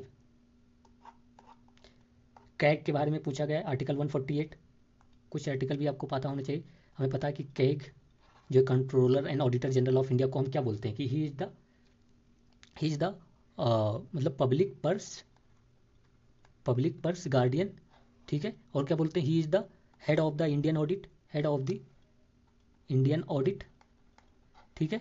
ठीक है, आर्टिकल 148 इसकी बात करता है। अपॉइंटमेंट कौन करेंगे, तो प्रेसिडेंट करेंगे, ठीक है। प्रेसिडेंट इसका अपॉइंटमेंट करते हैं कैग का, ठीक है। ये दोनों, चाहे वो स्टेट हो या फिर सेंटर हो, स्टेट या फिर सेंटर, दोनों के अकाउंट को ऑडिट करता है, ठीक है। दोनों के अकाउंट को ऑडिट करता है। स्टेट का कोई रोल नहीं होता, ये याद रखना कि कैग के अपॉइंटमेंट में, ठीक है। तो ये आप इतना आपको पता चल गया। तो अब चलते हैं, देखते हैं। कह रहा है कि CAG is the head of the Indian audit and accountant department, बिल्कुल सही है। फिर यहाँ पर कह रहे हैं कि removal of the CAG does not require the approval of the parliament. देखिए, मैं ये पहले ही बता चुका हूँ आपको डिस्कशन में कि जो कैग है या फिर चीफ इलेक्शन कमिश्नर जो हैं या फिर सुप्रीम कोर्ट जजेस जो हैं, इन सब को रिमूवल के लिए एक ही ग्राउंड मेंशन है, वो है misbehaviour and incapacity, on the ground of misbehaviour and incapacity. इसी ग्राउंड पे रिमूव किया जा सकता है। और इस पे रिमूव करने के लिए प्रेसिडेंट तभी रिमूव करेगा जब पार्लियामेंट में स्पेशल मेजोरिटी से ये पास हो जाएगा, ये प्रूव हो जाएगा कि ये मिसबिहेवियर और इनकैपेसिटी हुई है, ठीक है। एक बात याद रखना, जो प्रेसिडेंट का रिमूवल है वो only on the ground of क्या है, वायलेशन ऑफ कॉन्स्टिट्यूशन, ठीक है, वायलेशन ऑफ कॉन्स्टिट्यूशन। तो ये इनकरेक्ट है, ये करेक्ट है। फिर करें कि the president prescribe the duties and powers of the CAG in relation to the account of the union and state. तो ये याद रखना, ये प्रेसिडेंट नहीं, ये पार्लियामेंट प्रेस्क्राइब करता है। पार्लियामेंट प्रेस्क्राइब द ड्यूटीज के पावर ये के की कौन कौन से अकाउंट को आपको ऑडिट करना है, ठीक है। तो ये पार्लियामेंट के पास पावर होती है। तो ये इनकरेक्ट हो जाएगा, तो यहाँ पर ओनली 1 आर करेक्ट। ओके, समझ में आ गया, आपको कुछ बताने की जरूरत ना है। नेक्स्ट पर चलते हैं, 77 पर, ठीक है। कंसीडर द फॉलोइंग स्टेटमेंट कहा गया है। ये बहुत ही सिंपल क्वेश्चन है। कंसीडर द फॉलोइंग स्टेटमेंट पूछ रहे हैं। कह रहा है कि the constitution of India envisages a dual polity but single citizenship unlike the US where is a provision of dual citizenship. Dual polity का मतलब आपको समझ में यहाँ पर आपको ये आना चाहिए। डुअल पॉलिटी का मतलब यहाँ पर ये नहीं है कि डुअल कॉन्स्टिट्यूशन। डुअल पॉलिटी का मतलब है कि यहाँ पर फेडरल फॉर्म ऑफ गवर्नमेंट की बात करता है, ठीक है। तो बिल्कुल सही बात है, ठीक है। फिर कह रहा है कि वाइल बट जब हम यूएसए, ये भी बता देता हूँ, जब यूएसए के कॉन्स्टिट्यूशन की बात करते हैं तो वहाँ पर डबल कॉन्स्टिट्यूशन है। सेंटर का अपना कॉन्स्टिट्यूशन है, स्टेट का अपना कॉन्स्टिट्यूशन है, वहाँ पर डबल सिटीजनशिप है। सेंटर की अपनी सिटीजनशिप है, स्टेट की अपनी सिटीजनशिप है, ठीक है। तो ये करेक्ट है। फिर कह रहे हैं कि while all citizen of India irrespective of the state in which they are born or reside enjoy the same political and civil right of citizenship. क्यों? क्योंकि इंडिया में क्या है, हमारे सिंगल सिटीजनशिप है। In right in the United state discrimination can be based on the state citizenship. बिल्कुल सही बात है। यूनाइटेड स्टेट में ऐसा हो सकता है कि आप किसी स्टेट के तो सिटीजन हैं बट आप सेंटर के सिटीजन नहीं हैं, ठीक है। तो डिस्क्रिमिनेशन हो सकता है। तो ये भी सही, ये भी सही, तो दोनों यहाँ पर आपका बोथ करेक्ट, ठीक है, बोथ आर करेक्ट। इसमें ज़्यादा तो कोई कुछ था नहीं जो बताने लायक हो, ठीक है। आप इतना तो समझते हैं बहुत अच्छे से। फिर नेक्स्ट पर चलते हैं। मेरी आंखें दर्द करने लगी, कब कंप्लीट होगा। कि नेक्स्ट देखते हैं। ये कह रहा है कि देखिए, कह रहा है कि consider the following statement regarding the government of India act 1919। ये कह रहा है कि it introduce the bicameralism in the central legislative council. Bicameralism, तो दैट्स ट्रू। देखिए, जो गवर्नमेंट ऑफ इंडिया 1919 आया था, इसको हम कहते हैं चेम्सफोर्ड रिफॉर्म्स, ठीक है। मोंटेग्यू चेम्सफोर्ड रिफॉर्म्स इसको बोलते हैं, एक नाम ये भी याद रखेंगे। और इसने जो सेंट्रल लेजिस्लेटिव काउंसिल में वहाँ पर बाईकैमरलिज्म जो होता है, बाईकैमरलिज्म होता है, वो इंट्रोड्यूस किया था। और एक बात में, सेंट्रल लेजिस्लेटिव काउंसिल कब इंट्रोड्यूस हुई, कब आई इंडिया में, तो ये आई थी 1853 का जो चार्टर एक्ट आया था उससे इंट्रोडक्शन हुआ था। प्लीज़ टू रिमेंबर, ये इसी वीडियो में कर चुके। इतना पॉइंट ऐसे रिपीट हुए हैं कि आप देखेंगे कम से कम 10 से 12 क्वेश्चन आपको रिपीटेड ही मिल जाएंगे जो मैंने बोला है। तो आप ट्रस्ट कीजिए, ट्रस्ट सबसे बड़ी बात है, ठीक है। तो ये मैंने बताया कि बाईकैमरलिज्म ये इंट्रोड्यूस करता है, ठीक है, जो government of India 1919 central level पर। और स्टेट लेवल पर आप याद रखिए कि it introduce the dyarchy at the state level. ये वर्ड याद रखिए कि it introduce the dyarchy at the provincial और स्टेट लेवल या प्रोविंशियल लेवल पर, ठीक है। और एक बात याद रखेंगे कि इसने क्या किया, सेपरेशन ऑफ पावर्स कर दिया, सेपरेशन या डिसेंट्रलाइजेशन ऑफ पावर्स कर दिया। कैसे? इसने सेंटर और स्टेट के लिस्ट को डिफ्रेंशिएट कर दिया कि किस पे सेंटर रूल बना सकता है, किस पे स्टेट रूल बना सकता है, ठीक है। तो ये सही है। फिर ये कह रहे हैं कि it provide separate electorate for the Anglo Indian and Europeans. देखिए ये भी आपका बिल्कुल सही है। इसने जो आपका आप कह सकते हैं कि जो कम्युनल रिप्रेजेंटेशन है जो कि स्टार्ट होता 1909 में विद द मुस्लिम सेपरेटोड से, जिसके मॉर्लेमेंटो रिफॉर्म जिसको कहते हैं, उसके अंडर 1919 में आया था। ठीक है, तो उस कम्युनल रिप्रेजेंटेशन को ये 1909 जो सॉरी 1919 का जो एक्ट आया उसने और भी ज़्यादा एक्सटेंड कर दिया। किसको किसको देकर? इसने दे दिया एंग्लो इंडियन को सेपरेट दिया, यूरोपियन को सेपरेट दिया। ठीक है, तो ये आप याद रखेंगे दिस इज। और एक और वर्ड है सिख को, सिख और क्रिश्चियन को भी सेपरेट वोट की पावर दे दी। फिर जब आप आएंगे गवर्नमेंट ऑफ इंडिया एक्ट 1935 में, तो वहाँ पर वुमेन और डिप्रेस्ड क्लासेस को भी सेपरेट वोट दे देते हैं लोग। मतलब कम्युनल रिप्रेजेंटेशन ये बढ़ाते ही जाते हैं। ठीक है, तो ये सही, ये सही। फिर कहें कि it created a new office of high commissioner for Indian in London, बिल्कुल सही है। और इसको क्या याद रखेंगे कि जो सेक्रेटरी ऑफ स्टेट थे उसकी कुछ पावर इसको दे दी गई। हाँ, कितना थक गया भाई। तो 1 2 3 तीनों करेक्ट है। ओके, फिर 79 देखते हैं। 1 मिनट टाइम दीजिए पानी पे। ओके, चलिए भाई फिर से शुरू करते हैं, केवल 2 मिनट टाइम लिया है। हाँ, तो 79 देख रहे थे, कह रहे कि which of the following statement best describe the totalization agreement. तो इसको एक वर्ड में याद रखना। अभी ये रिसेंटली क्या हुआ, ये इंडिया और यूएसए ने ये एग्रीमेंट साइन किया है। तो इस एग्रीमेंट क्या में क्या होता है कि जैसे कि कुछ ऑफिसर जो होते हैं वो इंडिया में भी सोशल सिक्योरिटी लेते हैं और यूएसए में भी लेते हैं। तो इस एग्रीमेंट के थ्रू ये होगा कि जो ये डबल सोशल सिक्योरिटी का प्रॉब्लम है इसको एलिमिनेट कर दिया जाएगा। मतलब जो इंडिया में जिस ऑफिसर को सोशल सिक्योरिटी मिल रही है उसको यूएसए में नहीं मिलेगी, और जिसको यूएसए में मिल रही है उसको इंडिया में नहीं मिलेगी। तो आंसर क्या होगा कि it is an agreement between two countries that eliminate dual social security deduction between two countries. Okay, तो भी आप यहाँ पर इसे थोड़ा अगर इतना भी रिलेट कर लेते हो कि हाँ ये सोशल सिक्योरिटी वगैरह से रिलेटेड है तो आपका काम डन। ठीक है, तो इतना ही रिलेट करना, ज़्यादा हर चीज़ आप बिल्कुल रट्टा भी नहीं मार सकते। तो एक एक वर्ड टर्मिनोलॉजी पकड़ो उसमें ना। अब मैं कम बोलूँगा क्योंकि मेरी एनर्जी ख़त्म हो चुकी है। समझाने वाला अब केवल बोलूँगा, बाकी आप समझ लेना खुद, क्योंकि आप बहुत अच्छे बच्चे हो। कह रहे consider the following statement regarding the constitution. कह रहे कि it determine the relationship among citizens and also between citizen and the government. बिल्कुल सही बात है। ठीक है, सिटीजन और गवर्नमेंट के बीच क्या रिलेशनशिप होना चाहिए, और सिटीजन के बीच क्या रिलेशनशिप होना चाहिए, ये सब हमारा कॉन्स्टिट्यूशन डिसाइड करता है। ठीक है, बिल्कुल डिसाइड करता है, बिल्कुल हेल्प करता है ये। तो फर्स्ट इज करेक्ट। कह रहे कि it specify who has the power to make decision in a society. ये जो इलेक्शन प्रोसेस है ये किस लिए कॉन्स्टिट्यूशन ने दिया है कि जो इलेक्शन जीतता है वही डिसीजन बनाएगा। ये भी सही है, तो यहाँ पर सी करेक्ट। देखिए ये जो है ये आपका एनसीईआरटी का क्वेश्चन है। एनसीईआरटी में क्लियरली मेंशन है फंक्शन ऑफ कॉन्स्टिट्यूशन, और उन सब में सबसे इंपॉर्टेंट जो फंक्शन है जिससे यूपीएससी बहुत ज़्यादा मतलब एडिक्टेड है क्वेश्चन पूछने के लिए, वो आपका फंक्शन बोलता है कि कॉन्स्टिट्यूशनलिज्म का फंक्शन, जो कि कहता है कि कॉन्स्टिट्यूशन का सबसे इंपॉर्टेंट काम है कि गवर्नमेंट के पावर को लिमिट करना। 4 बार इस पे यूपीएससी क्वेश्चन पूछ चुका है। ठीक है, नेक्स्ट पे चलते हैं। हाँ हो गया, 81 देखते हैं। देखिए जैसे सेंटर में क्या होते हैं, अटॉर्नी जनरल होते हैं। सेंटर में हमारे अटॉर्नी जनरल होते हैं, ये मैंने कल ही मतलब अभी इसी वीडियो में भी पहले बात की गई है अटॉर्नी जनरल के बारे में। तो सेंटर में क्या होते हैं, अटॉर्नी जनरल होते हैं आर्टिकल 76। ठीक है, जो कि हाईएस्ट लॉ ऑफिसर होता है, highest law officer of the centre होते हैं। ठीक है, और वहाँ पर हमने क्या पढ़ा था कि ये जो अटॉर्नी जनरल सेंटर पर होते हैं इन ये कोई मतलब पब्लिक एम्प्लॉयमेंट नहीं है गवर्नमेंट ऑफ इंडिया के अंडर। ठीक है, मतलब ये प्राइवेट लीगल प्रैक्टिस कर सकते हैं। इनका अपॉइंटमेंट कौन करता है, तो प्रेसिडेंट करते हैं। इनका कोई फिक्स्ड टर्म नहीं होता, ये सब मैंने बात किया था। इनकी सैलरी जो होगी वो कौन डिसाइड करेगा, तो प्रेसिडेंट डिसाइड करेंगे इनकी सैलरी। ठीक है, और मैंने बताया था कि ये कन्वेंशन है कि जब गवर्नमेंट जो है प्रेजेंट में जिसने अटॉर्नी जनरल को अपॉइंट किया है, वो गवर्नमेंट जब मतलब डिजॉल्व हो जाएगी, वो जो गवर्नमेंट जब रिप्लेस हो जाएगी, जब न्यू गवर्नमेंट आएगी, तो अटॉर्नी जनरल खुद ब खुद अपना मतलब क्या कर देगा, रेजिग्नेशन दे देगा। ये कॉन्स्टिट्यूशन में नहीं लिखा है लेकिन ये कन्वेंशन बन चुका है कि ये सब मैंने सारी बातें ये कर ली थी आपसे। अब देखिए जो जो पोजीशन अटॉर्नी जनरल की सेंटर में है वैसी position advocate general of state की स्टेट में है। तो ये स्टेट का क्या हो जाएगा, हाईएस्ट लॉ ऑफिसर हो जाएगा। ठीक है, स्टेट का हाईएस्ट लॉ ऑफिसर हो जाएगा। ठीक है, इसको अपॉइंट कौन करेगा, तो यहाँ स्टेट में गवर्नर करेंगे। सैलरी वगैरह गवर्नर ही डिसाइड करेंगे, रिमूव गवर्नर ही करेंगे, सब यहाँ पर आपको ये याद रखना है। फिर आपसे ये बताऊँ, गवर्नमेंट जब चेंज होगी स्टेट में तो ये भी रिजिग्नेशन दे देंगे। ठीक है, तो बाकी अब देखते हैं। कह रहे कि the advocate general must be a person who is qualified to be appointed as a जज of the high court. That's true. एक बात मैंने नहीं बताई थी कि जो अटॉर्नी जनरल होते हैं उसके अपॉइंटमेंट के लिए वही पर्सन को अटॉर्नी जनरल बन सकता है जो सुप्रीम कोर्ट के जज बनने के लिए क्वालिफाइड हो, क्वालिफाइड टू बी अ जज ऑफ सुप्रीम कोर्ट।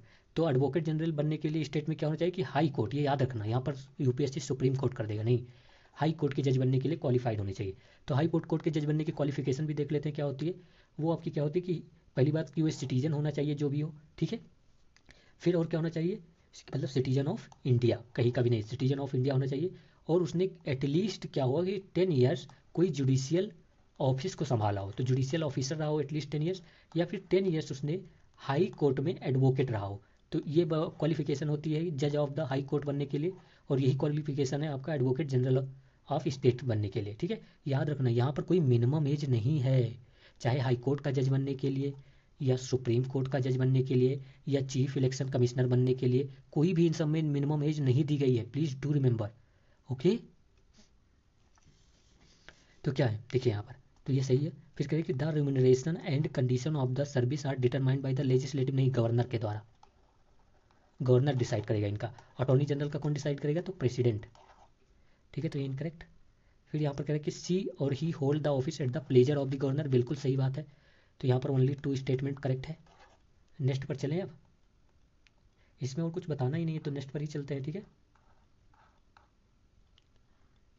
82 देखते हैं, कह रहा है consider the following statement regarding the constituent assembly of India, ठीक है। ये एक बात आपको सबको ये पता है कि सबसे पहले जब कॉन्स्टिट्यूएंट असेंबली की डिमांड किसने रखी थी, तो ये वो एम एन रॉय जी थे, जिन्होंने 1934 में कहा कि एक कॉन्स्टिट्यूएंट असेंबली होनी चाहिए कॉन्स्टिट्यूशन को फॉर्म करने के लिए, ठीक है। ये कौन था, तो ये याद रखना, एक कम्युनिस्ट थे, कम्युनिस्ट मूवमेंट को ये बहुत ज़्यादा प्रमोट किए थे, ठीक है।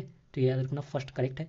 फिर कहे कि it was formed under the scheme formulated by the Wavell plan, ये ओबेल प्लान में नहीं, हमको ये सबको पता है कि it is formulated under the cabinet mission plan, जो कि 1946 में आया था, ठीक है। तो ये इनकरेक्ट हो जाएगा। फिर कहे कि its member were elected indirectly bye the central, नहीं, प्रोविंशियल लेजिस्लेटिव काउंसिल। तो इसके मेंबर जो थे कॉन्स्टिट्यूंट असेंबली के, वो इनडायरेक्टली अपॉइंट हुए थे प्रोविंशियल लेजिस्लेटिव काउंसिल से। और जो आप कह सकते हैं जो प्रिंसली स्टेट थे, उनके हेड ने भी मेंबर को सिलेक्टेड किया था, मतलब selected by the some member from the, आप कह सकते हैं प्रिंसली स्टेट हेड। तो ये इनकरेक्ट हो जाएगा। तो यहाँ पर only 1 are correct. I hope you got my point. कम बोल रहा हूँ इसीलिए, क्योंकि धीरे भी बोल रहा हूँ, एनर्जी बची रहनी चाहिए अंत तक। फिर चलते हैं 83B में, कह रहा है which of the following is essential feature of democracy, ठीक है। यहाँ पर हम लॉजिक लगाएंगे, रिटन कॉन्स्टिट्यूशन, क्या यूके में रिटन कॉन्स्टिट्यूशन नहीं है तो वहाँ पर डेमोक्रेसी नहीं है, ये गलत हो गया। फिर कहें कि free and fair election, that's correct. जो सबसे इसेंशियल है डेमोक्रेसी को होल्ड करने के लिए कि इलेक्शन होना चाहिए और वो भी फेयर होना चाहिए, 2 करेक्ट, ठीक है। फिर नेक्स्ट पर चलते हैं सीधा, ज़्यादा बात नहीं करेंगे नहीं तो एनर्जी खत्म हो जाएगी, ठीक है। अब देखते हैं 84, कह रहा है कमेटी ऑफ कॉन्स्टिट्यूएंट असेंबली कुछ दिया गया और उनके चेयरमैन को पूछा जा रहा है। ये मैं जब आपको जो पॉलिटी 350 कराया था उसमें ये सारी कमेटीज करा दिया था मैंने, बट अगर आपने वो नहीं देखा तो जाकर देख सकते हैं, काफ़ी अच्छा, जितने भी मैंने क्लासेस कराई हैं वो बहुत अच्छी हैं। देखिए जो कॉन्स्टिट्यूएंट असेंबली है उसमें 8 मेजर कमेटी थे, उनके तो आपको पता होना चाहिए कि चेयरमैन कौन है। माइनर कमेटी का नहीं पता होगा, it's okay, but major committee जो थी उनका पता ही होना चाहिए, ठीक है। I hope you got my point. तो कह रहा है स्टेट कमेटी, जो स्टेट्स कमेटी थी, यहाँ पर आप याद रखेंगे जो स्टेट कमेटी थी उसके चेयरमैन आपके कौन होंगे, एक मिनट, उसके चेयरमैन थे जवाहरलाल नेहरू जी, ठीक है, नो कन्फ्यूजन। जो स्टेट कमेटी थी उसके चेयरमैन जवाहरलाल नेहरू जी थे, और जो यूनियन कॉन्स्टिट्यूशन कमेटी थी उसके भी चेयरमैन जवाहरलाल नेहरू जी थे, ठीक है। ये आप याद रखें, जो यूनियन कॉन्स्टिट्यूशन के जवाहरलाल नेहरू होंगे, लेकिन जो प्रोविंशियल कॉन्स्टिट्यूशन होगा तो आपको पता है प्रोविंशियल कॉन्स्टिट्यूशन के कौन होंगे, सरदार पटेल जी होंगे, सरदार पटेल जी होंगे। ड्राफ्टिंग कमेटी तो सबको पता है, अंबेडकर जी। तो state committee, union constitution committee, अरे गॉड, 1 मिनट प्लीज। हाँ, तो यूनियन कमेटी और स्टेट कमेटी दोनों को आप कह सकते हैं कि यूनियन और स्टेट दोनों कमेटी के जवाहरलाल नेहरू जी थे, प्रोविंशियल कमेटी के सरदार पटेल जी थे। फिर यहाँ पर कह रहे हैं कि रूल्स एंड प्रोसीजर कमेटी, यहाँ पर सरदार पटेल जी नहीं थे, इसके जो चेयरमैन थे वो डॉक्टर राजेंद्र प्रसाद जी थे, ठीक है, डॉक्टर राजेंद्र प्रसाद जी। फिर स्टीयरिंग कमेटी कौन थे, तो डॉक्टर राजेंद्र प्रसाद जी, ये बिल्कुल करेक्ट है, ठीक है। तो यहाँ पर आप क्या मानेंगे, ये 2 इनकरेक्ट था क्योंकि इसके कौन थे, तो डॉक्टर राजेंद्र प्रसाद जी थे। तो स्टेट कमेटी का तो जवाहरलाल नेहरू जी थे, स्टीयरिंग कमेटी भी डॉक्टर राजेंद्र प्रसाद जी थे। ठीक है, तो यहाँ पर 1 एंड 3 करेक्ट हो जाएगा। तो ये आपको पता चल गया। फिर एक बात याद रखना, जो advisory committee on fundamental right and minorities tribal, ये जो एक कमेटी मेजर कमेटी थी, उसके चेयरमैन कौन थे हमारे, तो सरदार वल्लभ भाई पटेल जी थे। ठीक है, तो ये सरदार पटेल जी थे। लेकिन अगर हम बात करें फंडामेंटल राइट सब कमेटी कौन थे, तो जे बी कृपलानी जी थे। ये इंपॉर्टेंट है इसलिए मैं बता रहा हूँ। तो वो जे बी कृपलानी जी थे। ठीक है, तो advisory committee on fundamental right tribal and minorities किसके अंडर था, तो सरदार पटेल के अंडर। ये जो पूरी होल कम्युनिटी, यहाँ पे ऐसा समझ सकते हैं, जो ये होल कमेटी थी वो सरदार पटेल के अंडर थी, लेकिन उसके अंडर एक सब कमेटी थी ऑन द फंडामेंटल राइट, जो कि अंडर थी जे बी कृपलानी के अंडर। बस यही इसमें ये मतलब आपको याद रखना था। ठीक है, तो 1 एंड 3 वहाँ पर सही हो जाएगा, बाकी आप देख लेना अपने अकॉर्डिंग, ज़्यादा उसमें वो नहीं है। फिर देखिए यहाँ पर 85 पूछा गया है, बहुत ही बड़ा क्वेश्चन लग रहा है देखने में। तो ये फिर स्टेटमेंट वाला क्वेश्चन आ गया। ये कह रहे कि India can acquire a foreign territory, ठीक है, फॉरेन टेरिटरी, और it can seed a part of territory in favour of foreign state. बिल्कुल सीड कर सकता है और बिल्कुल एक्वायर कर सकता है, लेकिन अगर इंडिया की पार्लियामेंट जो है, केवल ये पार्लियामेंट के पास पावर है, याद रखना। इंडिया की जो पार्लियामेंट है, अगर वो अपनी टेरिटरी किसी देश को दे रही है, तो इसके लिए सुप्रीम कोर्ट ने कहा है कि कॉन्स्टिट्यूशनल अमेंडमेंट नेसेसरी है, वो भी आर्टिकल 368 के स्पेशल मेजोरिटी से। ये याद रखना कि इसमें स्टेट का रेक्टिफिकेशन नहीं चाहिए। ठीक है, तो स्पेशल मेजोरिटी से कॉन्स्टिट्यूशनल अमेंडमेंट जरूरी है, अगर इंडिया जो है, इंडियन पार्लियामेंट जो है, वो अगर टेरिटरी किसी स्टेट किसी और कंट्री को ट्रांसफर कर रहा है तो ये स्टेटमेंट फर्स्ट सही है। स्टेटमेंट 2 कह रहा है कि sovereign in the preamble to the Indian constitution means there is no authority above the India and India is free to conduct its affairs. यही तो डिफिनेशन होता है सोवरिन का। मतलब क्या होता है कि इंडिया जो है ये सोवरिन है, वो पूरा इंडिपेंडेंट है, कोई भी अथॉरिटी इंडिया के ऊपर कंट्रोल करने वाली नहीं है। इंडिया का जो डिसीजन होगा वो फुल फाइनल और इंडिपेंडेंट होगा, उस पर किसी का कंपल्सन नहीं है। यही तो है। तो यहाँ पर आपका दोनों ये सही हो जाएगा, क्योंकि दोनों स्टेटमेंट सही है, दोनों स्टेटमेंट यहाँ पर आपके सही है। फिर देखते हैं नेक्स्ट पर 86। 86 क्या कह रहा है कि कंसीडर द फॉलोइंग। इसमें कह रहा है कि federal public service commission, dyarchy at the centres, establishment of reserve bank of India and all India federation, कौन सा गवर्नमेंट ऑफ इंडिया 1935 से आया था। अब इसमें तो आपको ये बताने की ज़रूरत नहीं है कि जो फेडरल कमीशन था वो भी 1935 के अंडर आया था। एक बात याद रखना, जो स्टेट या आप ये कह सकते हैं जो पब्लिक सर्विस कमीशन है वो आपका 1919 में आया था, जो आप गवर्नमेंट ऑफ इंडिया एक 1919 में। बट जो फेडरल पब्लिक सर्विस कमीशन है वो आपका 1935 में आया था। ठीक है, ये एक बात याद रखेंगे, जो डायरकी जो प्रोविंस में है वो आपका आया था 1919 में, लेकिन डायरकी एट द सेंटर आया 1935 में। ठीक है, फिर रिजर्व बैंक ऑफ इंडिया सबको पता है यार कि 1935 एक्ट से था। फिर ऑल इंडिया फेडरेशन, ये भी जो ऑल इंडिया फेडरेशन क्या कॉन्स्टिट्यूट करना था कि जो ब्रिटिश टेरिटरी है और प्रिंसली स्टेट टेरिटरी है उनको मिलाकर बनाया जाएगा।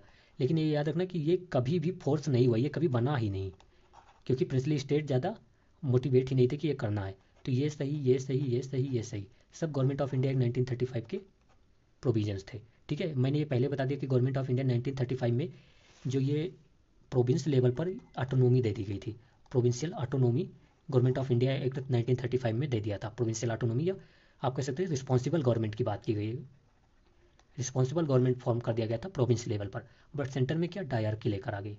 ठीक है, तो ये याद रखना कि प्रोविंशियल ऑटोनोमी जब भी यूपीएससी पूछे, क्योंकि यूपीएससी ने पूछ रखा है, तो वो गवर्नमेंट ऑफ इंडिया एक्ट 1935 में हुआ था। ठीक है, और यहाँ पर फेडरल पब्लिक सर्विस कमीशन के साथ साथ फेडरल कोर्ट की भी बात की गई थी, फेडरल कोर्ट की बात। ठीक है, I hope you got my point.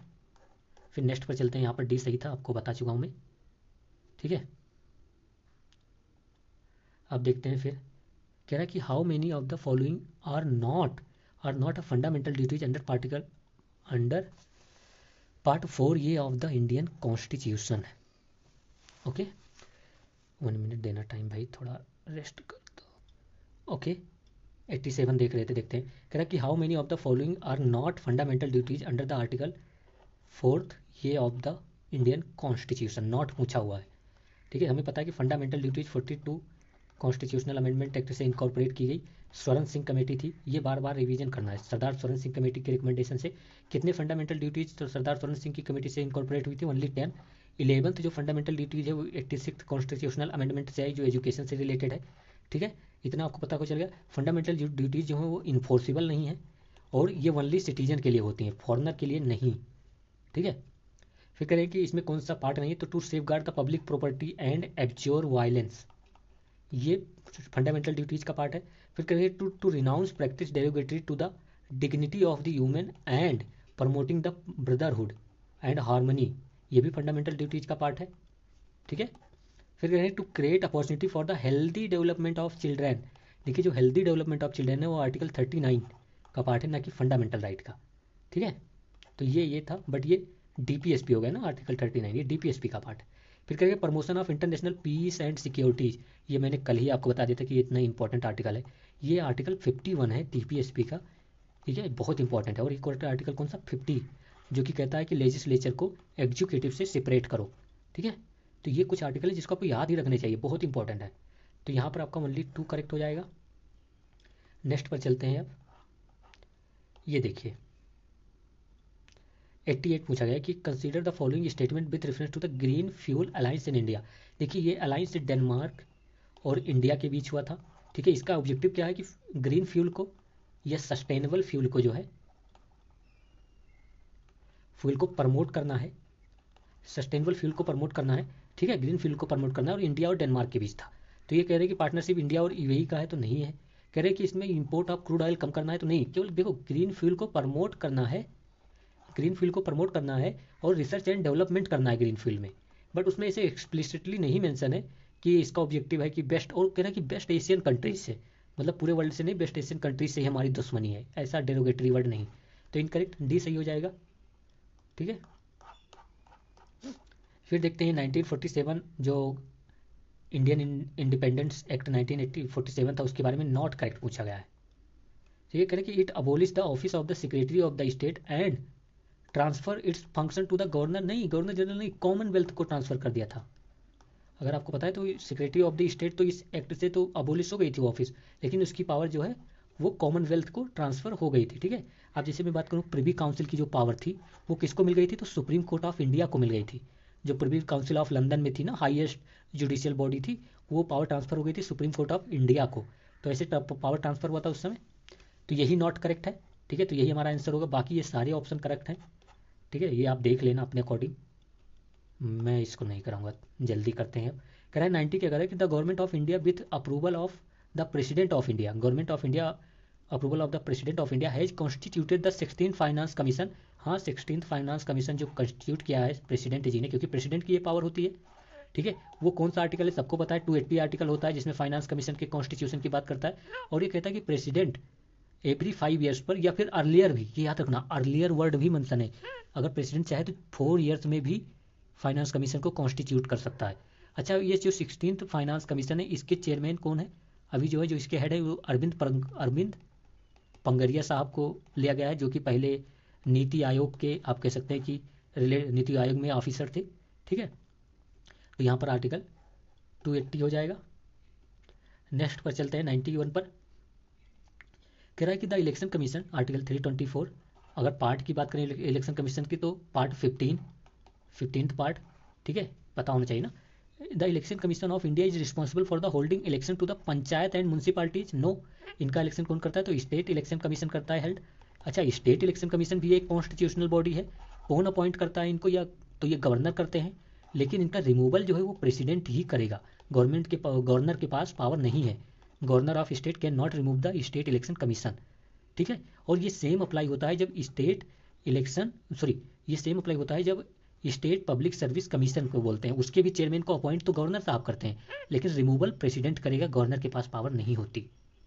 ठीक है, तो ये इनकरेक्ट हो जाएगा। फिर करें कि आर्टिकल 324 जो है वो provide that the power of the superintendence election to the election commission of India. बिल्कुल, 324 क्या कहता है कि इलेक्शन कमिश्नर जो होंगे उसके पास पावर होगी इलेक्शन को हेल्ड करने की, किसके किसके, तो president, vice president, state legislative assembly and member of parliament. तो वहाँ पर डी सही हो जाएगा।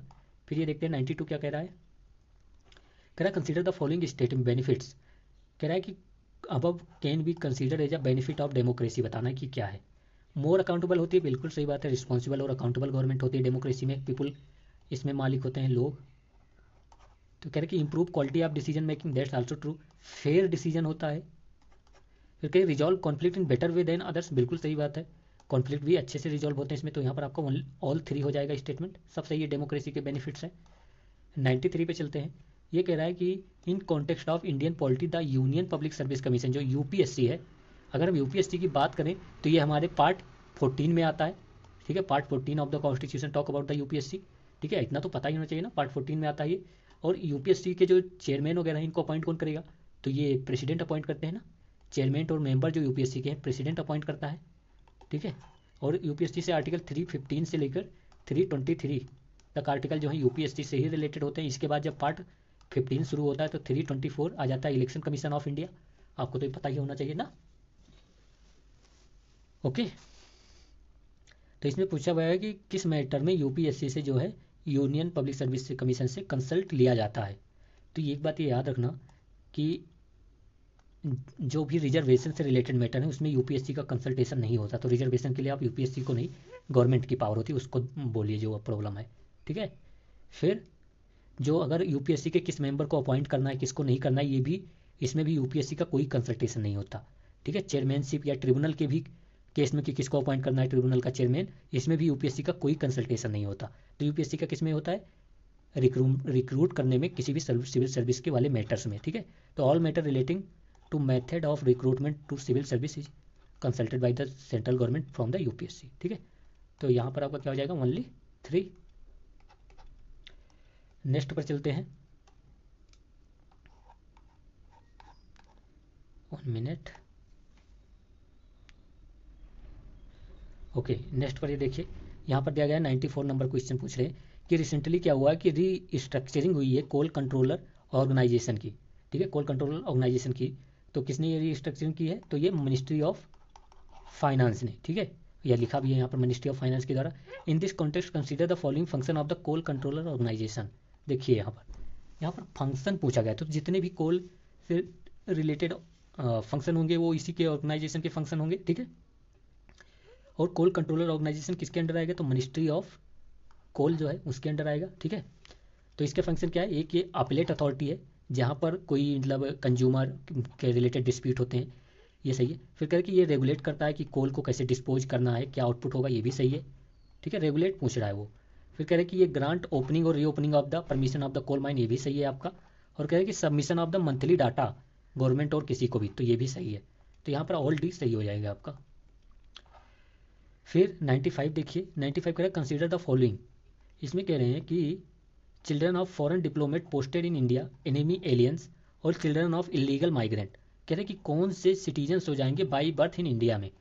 देखिए जो सिटीजनशिप एक्ट है हमारा, वो कहता है कि अगर कोई इलीगली आया तो वो सिटीजन नहीं हो सकता, एनिमी एलियन सिटीजन्स नहीं हो सकते, और डिप्लोमेट के बच्चे जो इंडिया में वो भी सिटीजन नहीं होंगे। तो ये तीनों कोई भी सिटीजन्स नहीं हो सकते।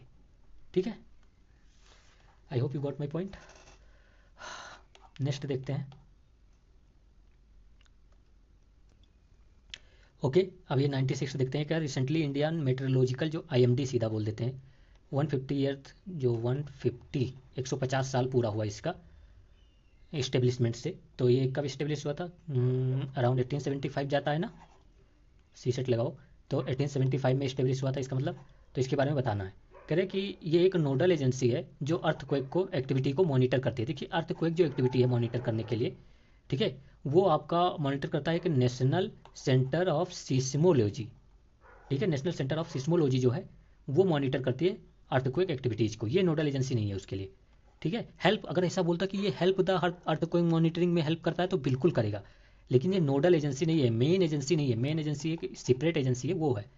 कह रहे कि इसका हेडक्वार्टर दिल्ली में है, बिल्कुल दिल्ली में है भाई, जाकर मिल लेना। कह रहे कि it comes under the ministry of earth science, ये भी सही है। तो 2 और 3 आर करेक्ट। जो अर्थ साइंस मिनिस्ट्री है उसी के अंडर ये आपका आता है।